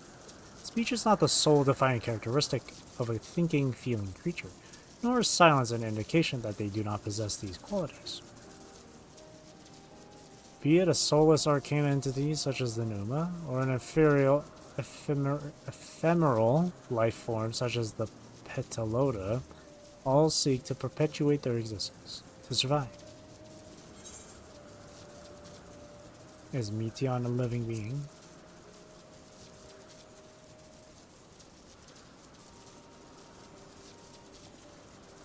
A good question. I can answer it from a theoretical standpoint, but it ultimately falls to the Bureau of the Architect to pass judgment. Those with exceptional vision, such as Hythlodaeus, may be able to ascertain her true nature. But to me, it doesn't matter. She is herself, and that is all I need to know.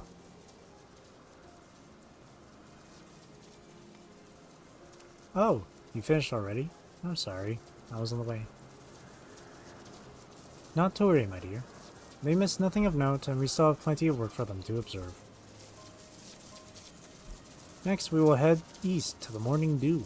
I need to speak with some observers there.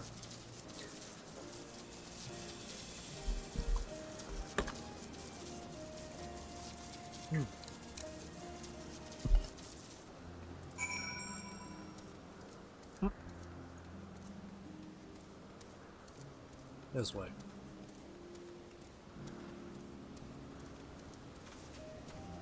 Sprint.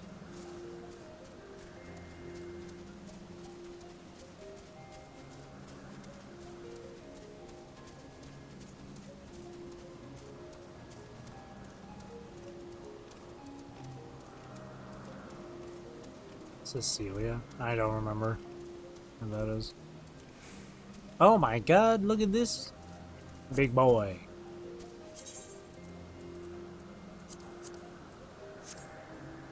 Hell yeah.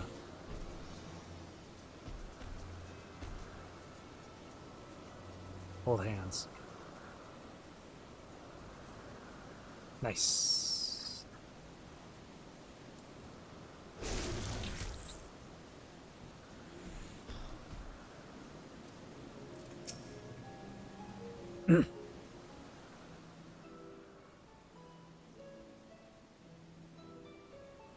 You don't read the lore, true?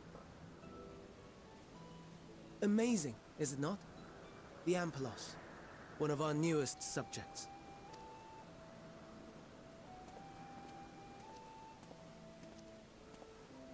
So, how are we coming along?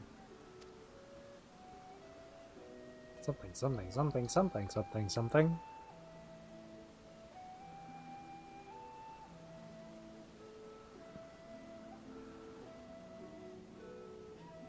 Oh, it's a flower.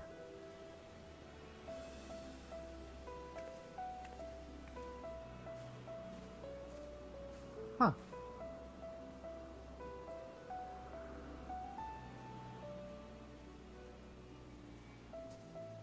This place is Elpis. Those flowers. Elpis. Entelekes. Like me. Entelekes. They are a product of Elpis, and so named for their birthplace. A happy accident, born of the hands of a former researcher who loved beautiful blossoms. Unique for how they change color, to reflect the emotional state of those nearby. Though be it here or elsewhere, they are seldom seen in any hue save purest white. Reflect the emotional state, you say? By what means do they achieve this? In creation, there exists an energy wholly apart from ether, one driven by emotions. In like manner to how we manipulate ether, this flower is subject to the influence of said energy. While it has no will of its own, it is sensitive to the prevailing emotion in the vicinity, and reacts by altering its color and vibrancy.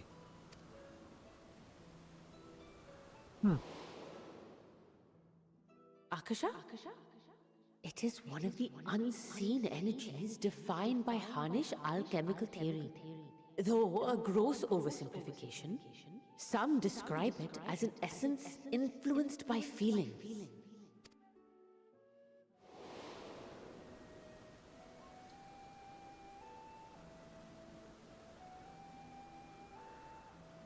Akasha. Though I'm not familiar with the term, your description suggests it is the self-same energy. Dynamis, we call it. Dynamis.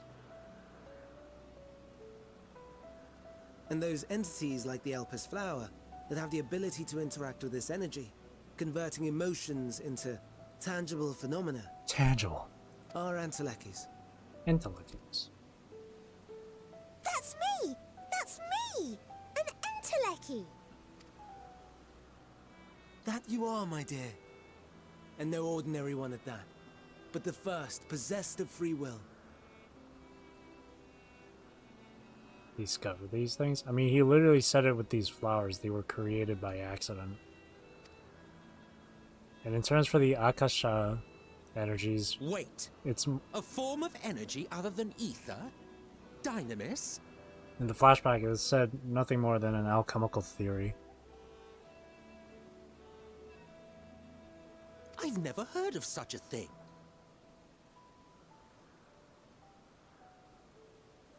Quantum mechanics? I don't think that has anything to do with this. This is all fiction, anyway.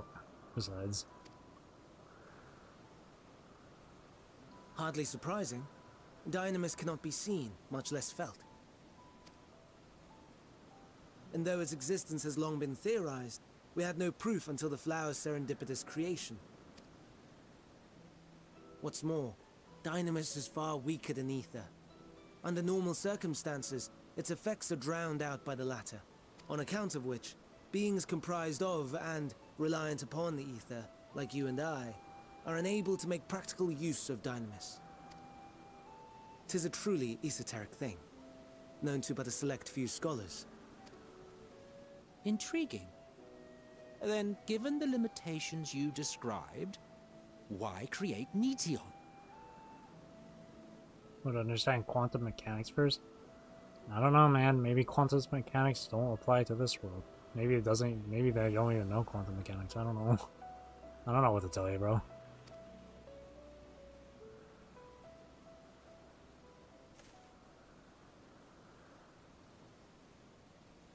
Our star, Aetheris, is especially rich in ether, so much so that its name is derived from it.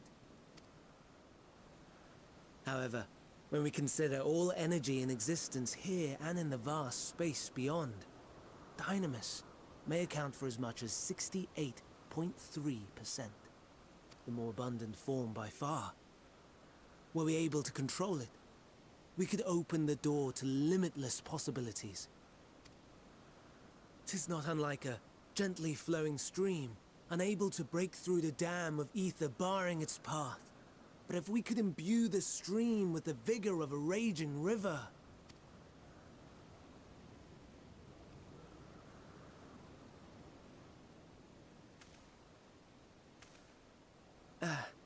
not that I have such grand ambitions.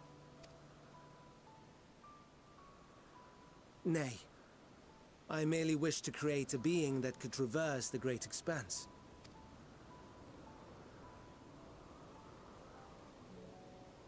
The relative scarcity of ether beyond the bounds of this star was a concern.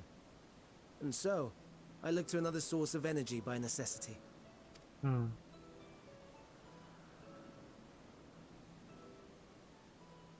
That being Dynamis.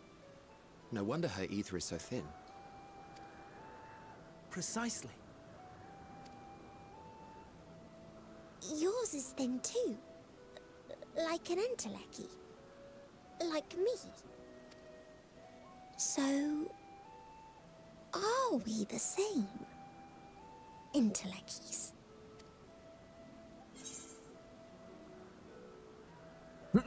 I have been known to transcend my limits with nothing but determination.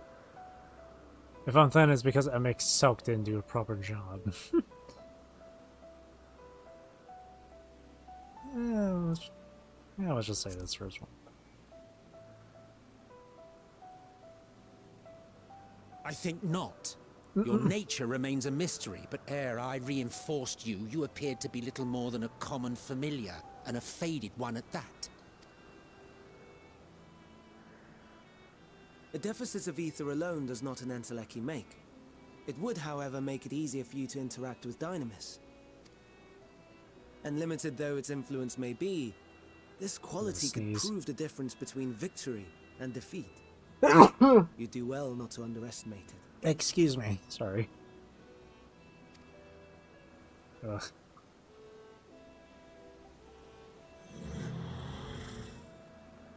Oh, I thought that was gonna Oh dear. sneeze too. I'd forgotten about the poor fella. You must excuse me a moment while I go and verify a few more things.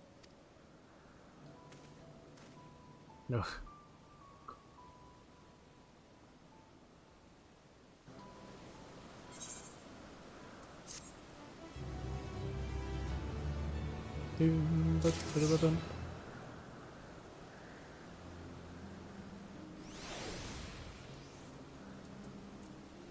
Alrighty. I can... How's this one called? Their greatest contribution.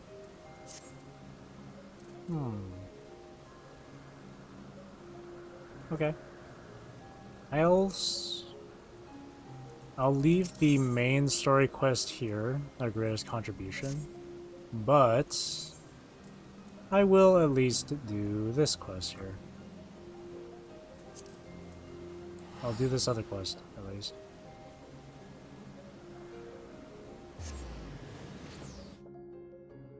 So that'll be the last thing for me for tonight. It was... Gotta apply this to get back to normal. And I gotta get a glamour sword in. Someone's RP walking.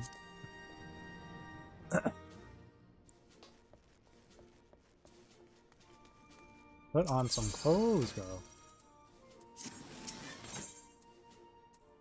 No. Samurai.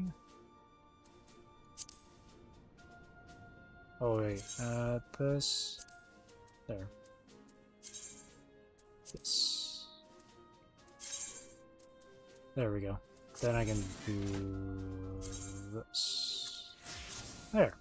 Perfect. Okay. So let's do this side quest and then I'll be done. Whew.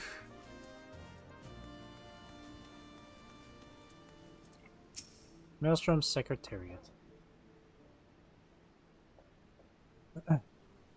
Our man at blah blah blah blah blah blah blah. Our man in Radzat-Han told us to expect you. I'll inform the Admiral of your arrival. Nice jacket. Bream, bream, bream. Bream, bream, bream. Hello, Merwib. Glad you can join us, Rose. I only wish it were under better circumstances. Hang on, my friend just sent me a meme on through Instagram. Wait, let me just... Stupid. Okay. The grave news from the bounty has not escaped our ears. I can scarce begin to imagine the horrors you have witnessed there. It pains me to say the self-same hell has come to Vilbrand. Fell beasts born of deepest despair have been sighted all throughout our island. Tell her what we know. The first report came a few days ago from one of our men patrolling Skull Valley. He spoke of a fearsome creature unlike any native to our shores. While we had our suspicions, it was only later that a connection to the final days was confirmed by a most unlikely source, the Sahagi. We've been treating their temperate for some time now, and many have made a full recovery. Owing to this, some factions are eager to improve diplomatic relations with Limsa. It is one such faction that has provided the most comprehensive reports, in all their alarming detail. They speak of a most dreadful sight, their spawn brothers transforming into horrific beasts before their very eyes. Indeed, it is far too similar to the incidents in Radzat-Han to be mere coincidence. If our assumptions are correct, the first and most formidable of the beasts, a blasphemy, as it was decided we would call them, prowls our waters as we speak. Fortunately, there have been no sightings of the blasphemy within the city. Nevertheless, if we are to spare our people the horror that befell Radzat-Han, the fiend must be dealt with, and quickly. Despite our investigative efforts, we remain very much in the dark as to the precise nature of the threat we face. Were we to recklessly dispatch large numbers of troops, we'd run the risk of having our own men corrupted. You can well imagine the carnage that would ensue. As such, Admiral has decided to keep those involved to a minimum and lead the investigation herself. And I would have you at my side. What say you? She's ready. You have my thanks. We will depart at once to meet with our Sahagin allies and gather what knowledge we can, that we might devise a proper plan of attack. They are due to arrive at South Tide Gate soon. We'll go on ahead and wait for you there. Let's get into some action. Let's fight, fight, fight.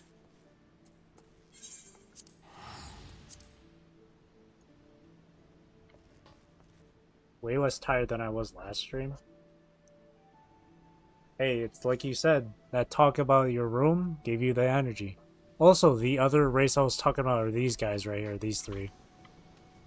These animal guys.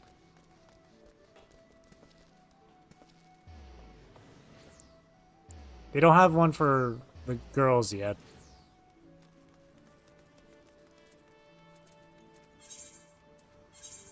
They're working on that one. But yeah, that's the other race. So yeah, no, that's not 6 races. That's like 7 or 8. I keep getting distracted and forgetting to put clothes away.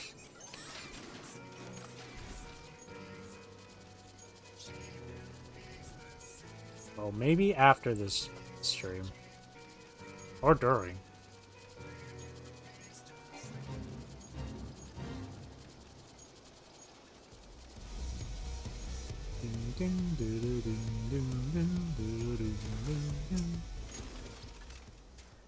It's well past our agreed-upon meeting time, but the Sahagin are nowhere to be seen. They did not see the swords to break their word. This bodes ill. Let us leave this place to the guards and search Halfstone for any sign of them. Give me a sign. Bird. Oh. Oh, whoa. Look at that. Oh, that's what they transform into? That's cool. Null is in danger. Quickly, to his aid.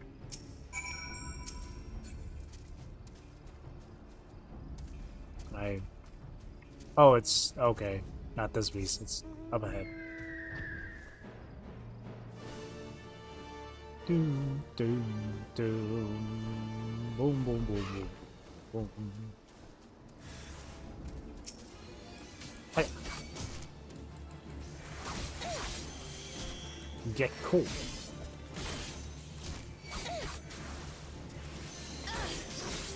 Higan Bana. A shot. Yuki Kaze. There we go. Get up, fish man. Pish. Many thanks, Shore Walker. Pray tell, is my companion safe? Pish. The Admiral herself comes to our aid. Glad tidings indeed. You two have my boundless gratitude for saving my life. Let us quit this place before those beasts return.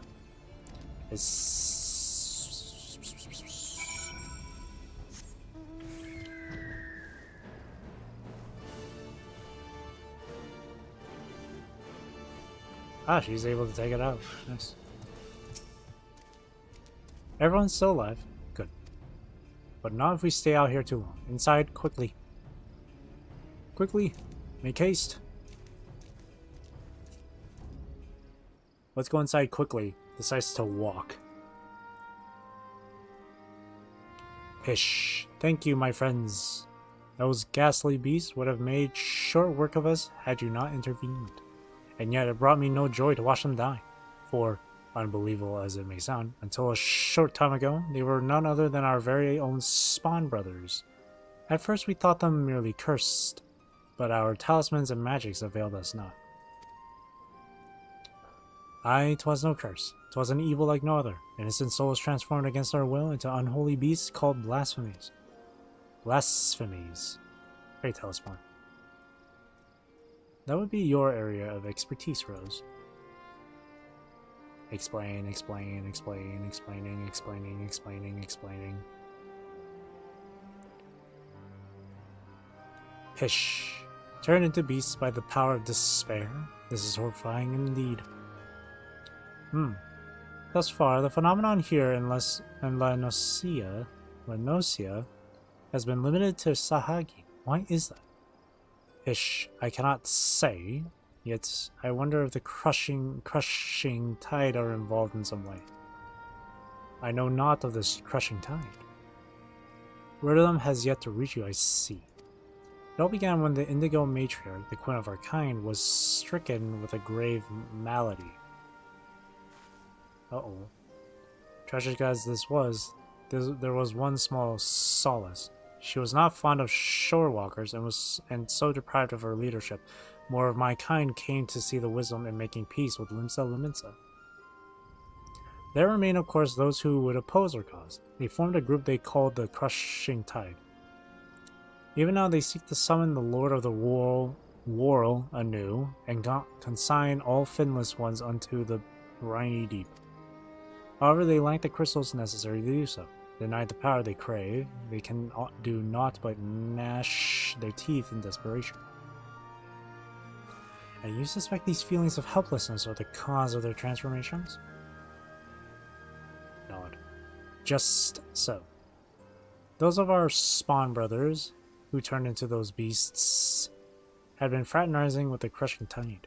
Despite our differences, we cannot abandon our kin to such a cruel fate. Yet we must be careful not to drive them all still deeper despair. Yes, we must consider the situation carefully, lest we bring destruction upon all our kind. Gotta go, have a fabulous evening, and I shall announce number. Alright, thanks for coming by, Black Imagination. Have a good night. Hope to see you again. Tell me this, are the Crushing Tide even now under Leviathan's thrall? If freed from their drowned state, might they not listen to reason? Were it only so simple, all but a few are long since cured.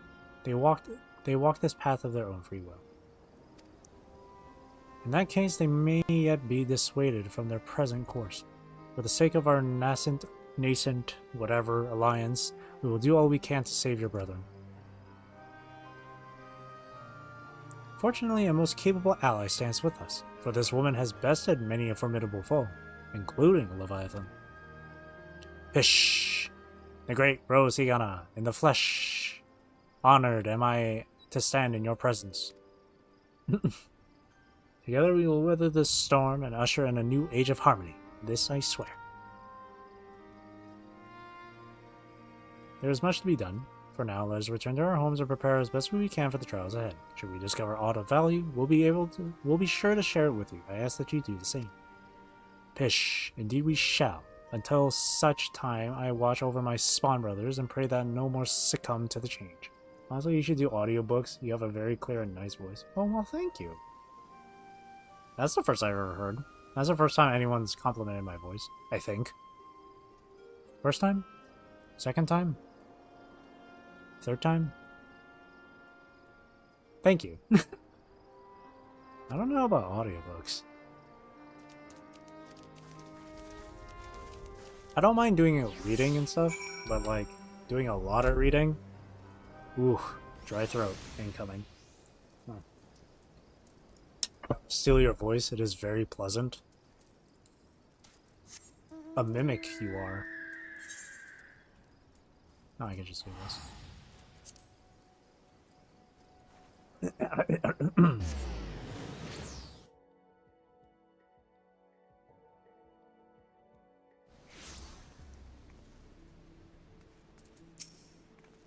Welcome back. Thanks to you and all, I now possess a proper understanding of the challenge we face. It is a daunting task that lies before us. We'll continue to cooperate with the Sahagin to learn all we can. Once we have located the blasphemy, I will have need of your strength. Till then, I ask that you remain at the ready. Clearly, the storm clouds have only begun to gather. Whoa! Oh, there's more. The Secretariat has recent developments to share.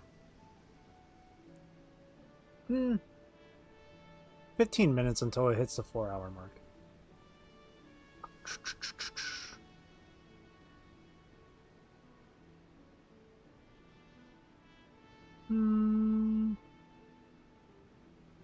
Yeah, sure. This will be the... Actually, we'll make... Yeah, this will be the last thing done. I'll keep going. Just for this. Your timing cannot be better. The Admiral has just this moment returned from a meeting with the Sahagin. I shall inform her of your arrival. And it wasn't all spent placing stuff in my closet. Very true. Very true. Ah, Rose, I'm glad you're here. We have decided on our next course of action. I'll try and speed this up, because it might be a lengthy quest. Oh wait, hang on. Okay. As you know, we face two distinct but interconnected challenges. The transformations occurring among the Sahagi may be one, but the blasphemy itself is the root of the problem. Thus far, those who succumb to the change have all been affiliated with the Crushing Tide, who continue to resist our diplomatic efforts. Were we to put a stop to the phenomenon, as well as address their grievances, we may yet have a chance at peace. To that end, I would propose a double-pronged approach. On one front, we shall work in tandem with our Sahagin allies to redouble our patrols. Should the blasphemy surface, we will share this knowledge and move immediately to dispatch the threat.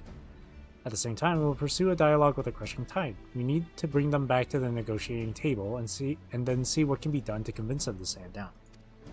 A key point will no doubt be the lingering issue of securing land for their spawning grounds. This is a discussion I intend to approach with an open mind. It will be no easy task, but we succeeded with the kobolds, and I have faith that we will succeed with the Sahagin as well, so long as we parley in good faith. I can only hope the Crushing Tide share that sentiment, says Rose.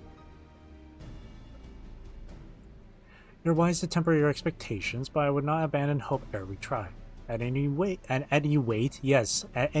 Noel has sent word that one Dao, a priest who styles himself the leader of the Crushing Tide, has grudgingly agreed to heal us out. God damn it.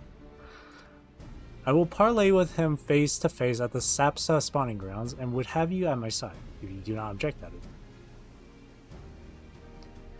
Excellent. In that case, pray join me at South Tide Gate when you're ready. From there, we'll go together. I had that same fumble last week with my friends. I was trying to say restaurant, but I ended up saying Westavant. And I ended up laughing for like 3 minutes straight before I could finally get the sentence out properly.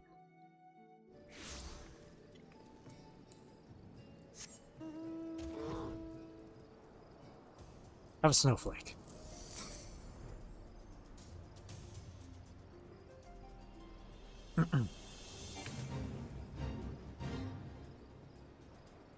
Westavant. When I said Westavant, we started laughing, like I said. And then my friend was like, say it properly. And I'm like, do you mean properly with like restaurant, or properly as in Westavant? He's like, say it like Westavant. So I tried saying the entire phrase in that sort of like, with that sort of speech. But it was too difficult because I was laughing too much. Well prepared, are you? Dao is not known for his patience. We must take care not to incur his ire. I was told he would be at the spawning grounds upon our arrival, but it appears he has been delayed. Probably.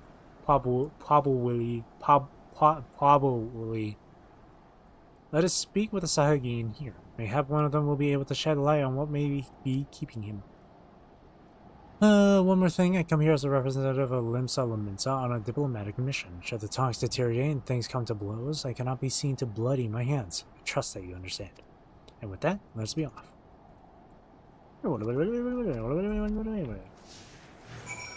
Keep up.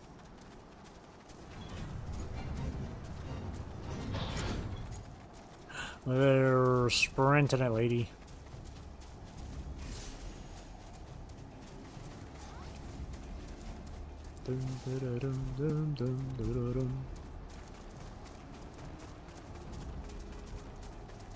Belligerent Sahagin. Ish, what is this? Since when are filthy shore walkers free to intrude upon our sacred spawning grounds? Pray forgive our intrusion. We seek an audience with Speaker Dao. Where might we find him? You would do no such thing, shore walker. We have not forgotten what you did to Lord Leviathan. Begone! But, we won't get much out of this one. Let's try somewhere else.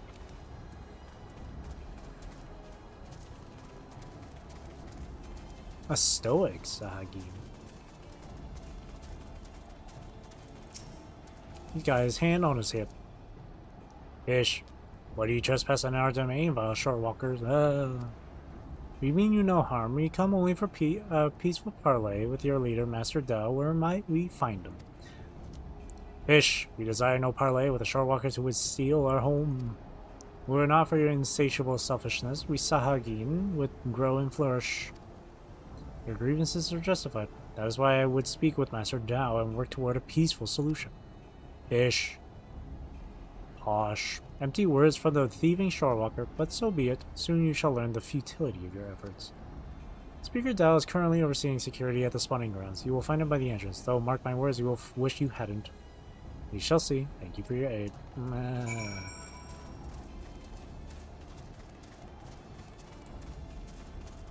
Let's go, Merweb.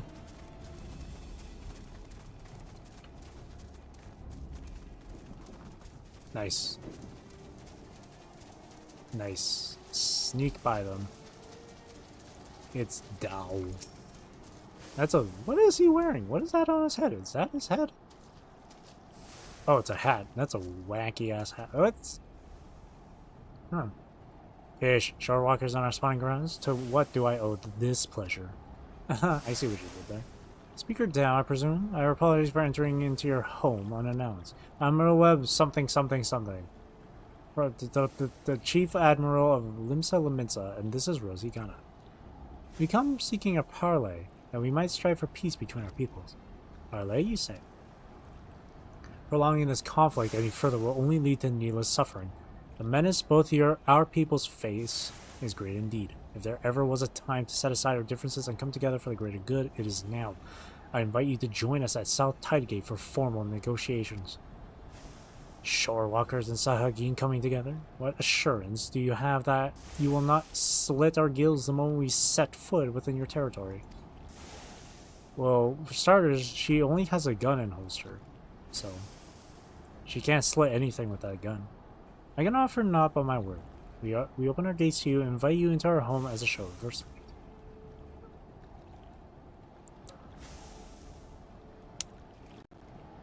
Oh, him. Oh, what was a leg in there? I do not trust you, Shorewalker, but let it never be said that Dao of the Crushing Tide was a coward. I accept your offer, but attempt any treachery or subterfuge. Jeez, and your people will drown in their own blood. And that's a bit much. Very well, Mr. Dao. I look forward to a productive discussion. Let's return then. I shall summon Ternal as well. I would have our Sahagin allies join us at the parley. Parley.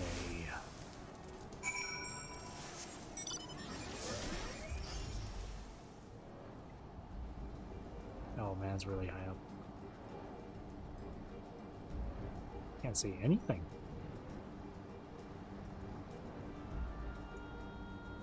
Do do do do do do do do do do do do.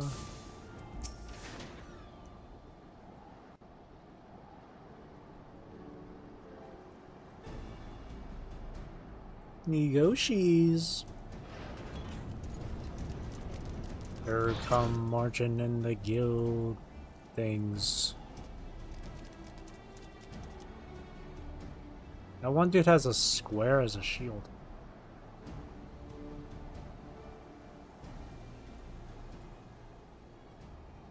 Thank you for joining us here, Master Dao. Ish, the air here sickens me. Be brief.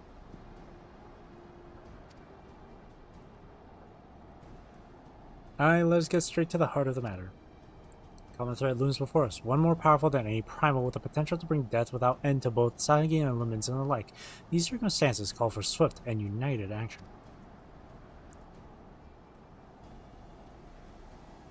You doubt our intentions, but I remind you that we have liberated many of your kin from Leviathan's enthrallment. They and countless other Saigon have joined us of their own free will, that we may ensure the survival of both our peoples.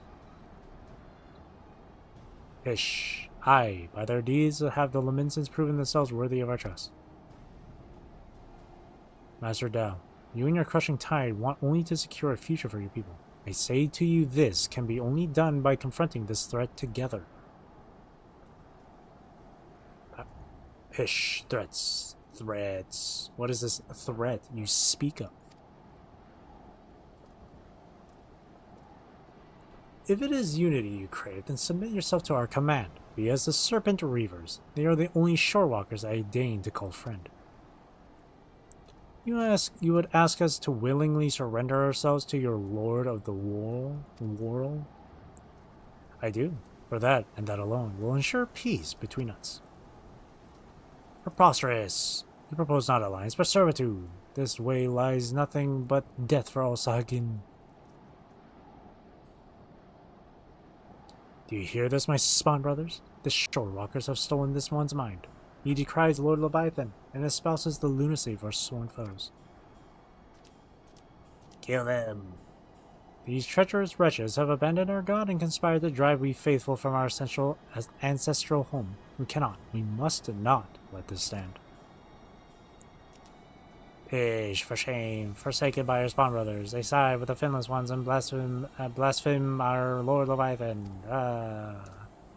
They who steal our spawning grounds and slaughter our children. Our future.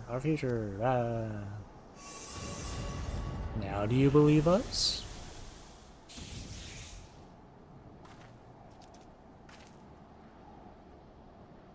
Pish, behold this blessing! Lord Leviathan grants us a greater and greater strength. You're stupid. You would call this a blessing? Pish, such horrors. Flee for your lives. Wah.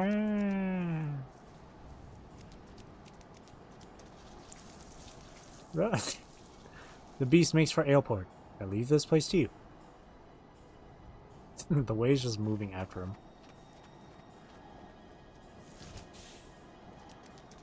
Oh. Splendid. Let all our spawn brothers be blessed with such power.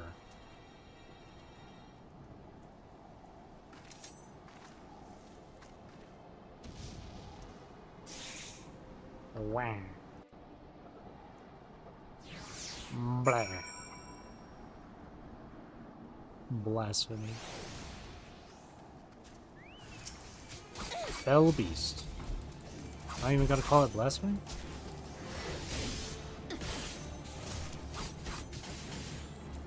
Three. Higanbana. Asha. Yukikaze. Jinpu. Here we go. Begone, fish serpents. Serpents of fish. Pish, this is the second time you saved my life, Shorewalker. My gratitude is as boundless as the sea. But what of the Admiral? We must go to her aid.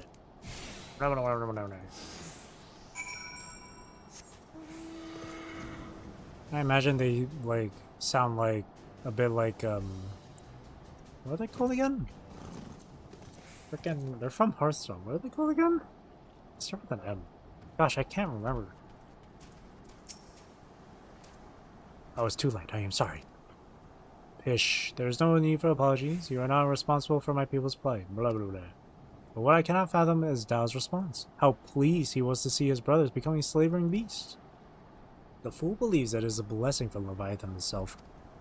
Any hope for a peaceable solution will be lost should Dao and his crushing tide manage to wield these transformations as a weapon against us. I shudder at the very thought. And yet the true threat, the blasphemy, is still out there, yes? Just so. The first ones to transform are those who have fallen into the deepest depths of despair. The triple D is nuts. The more painful their anguish, the more fearsome and formidable they become in their beastly forms. I hate myself. And the greater their influence over others. Pish, we can scarcely hope to stand against a legion of such foes. With that, there was more my people could do to help. I will have the Maelstrom patrol the seas for the blasphemy, that we might slay it with all due haste. But this will may amount to naught. If the blasphemy too was born from a Sahagin, it could be sheltering in the depths, beyond the reach of our ships. These nuts. That caught me so off guard. It was there. A part of me was like, don't do it, but at the same time, it's like, do it. In that case, pray allow my spawn brothers and I to serve as your eyes and beneath the sea. Thank you, Null. Through our efforts combined, we might yet weather this threat. As for your brothers who gave their lives today for our cause, I shall see that they are returned home to be laid to rest as they deserve. Ish, you have my gratitude, Admiral. And with that, we should return as well. There's much work to be done, and we'll see it done quickly.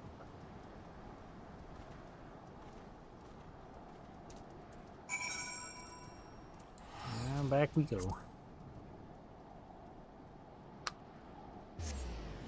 Ugh. How shameless of me to drop a D's nuts in there. Oh, Rose, I was just sharing our findings. So you see, the dangers is exactly as the Sahagin described. While Dao and his ilk have no means of forcibly triggering the phenomenon in present, 'tis plain they intend to seek one out. 'Twas funny.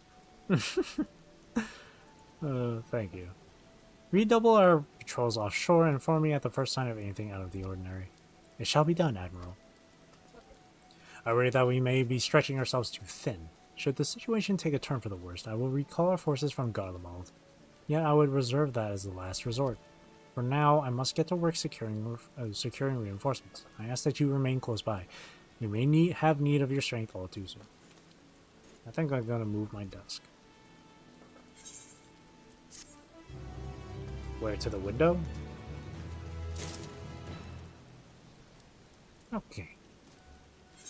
Whew. On some things I can sell here. Let me sell some stuff. But you're gonna move your desk to the window. Wow, cover up, please. Gosh.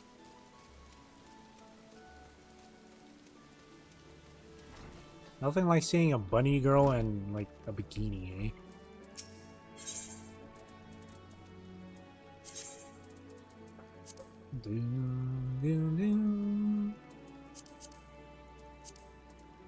I have no idea how much of the path is going to block it though, so I need to find out if the way I want to move it is a good idea.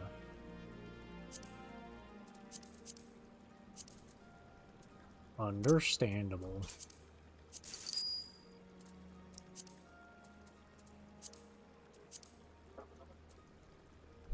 Let's see. I have way too many things here.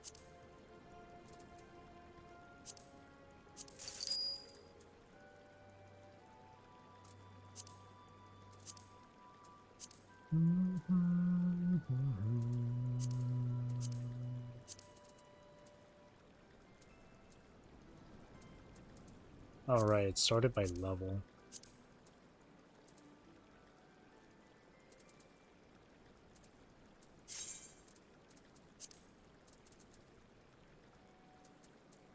A lot of these I don't really need.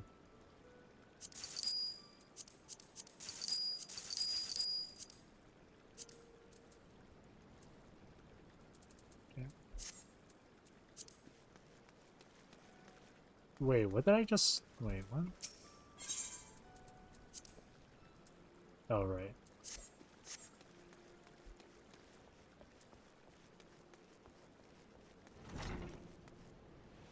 That'll be interesting how to move. I feel like one of the options you would have to do for your room to really make it really good is to just rearrange literally everything, including the bed.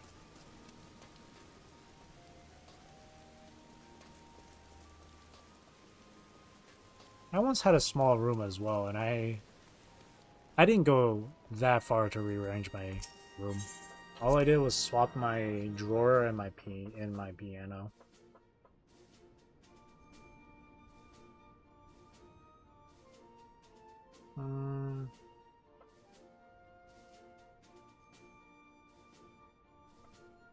not sure how I would rearrange that.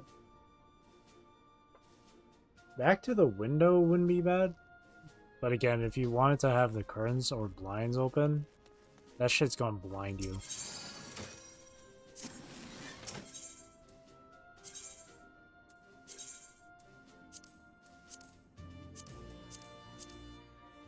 Put these away. Put these away.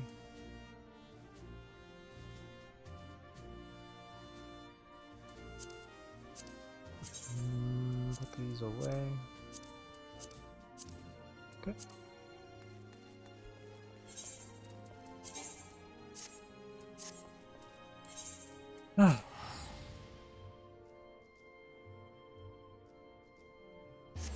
What's this quest called again?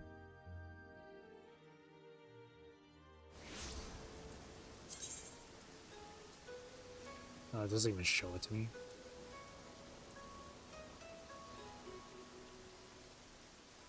Yeah, whatever. Okay. Well, that will be it from me for tonight. Whew. So, thank you for watching, thank you for chilling with me, thank you for chatting with me, I really do appreciate it. I hope you have a great rest of your day or night, wherever you are in the world. Take care, stay safe, and drink plenty of water. And I hope to see you again soon. Tomorrow, I'm gonna regrettably continue with Cry of Fear. I'm gonna hate it, but, you know, since I got it started, might as well get it done. Apparently it only has like 7 or 8 chapters, and I'm on chapter 3 now, so it shouldn't take too long to finish it. Thank God, hopefully. Horror, again, is not my thing. But yeah, so I hope to see you there tomorrow. Hope you enjoyed the stream, thank you for watching. And with your whole desk thing, Nico, I hope it works out well for you in the future. Alrighty. Time for me to go. Thank you again. Thank you for watching. Hope you enjoyed the stream. See you tomorrow. Bye bye. Go on. Wave goodbye. Wave goodbye.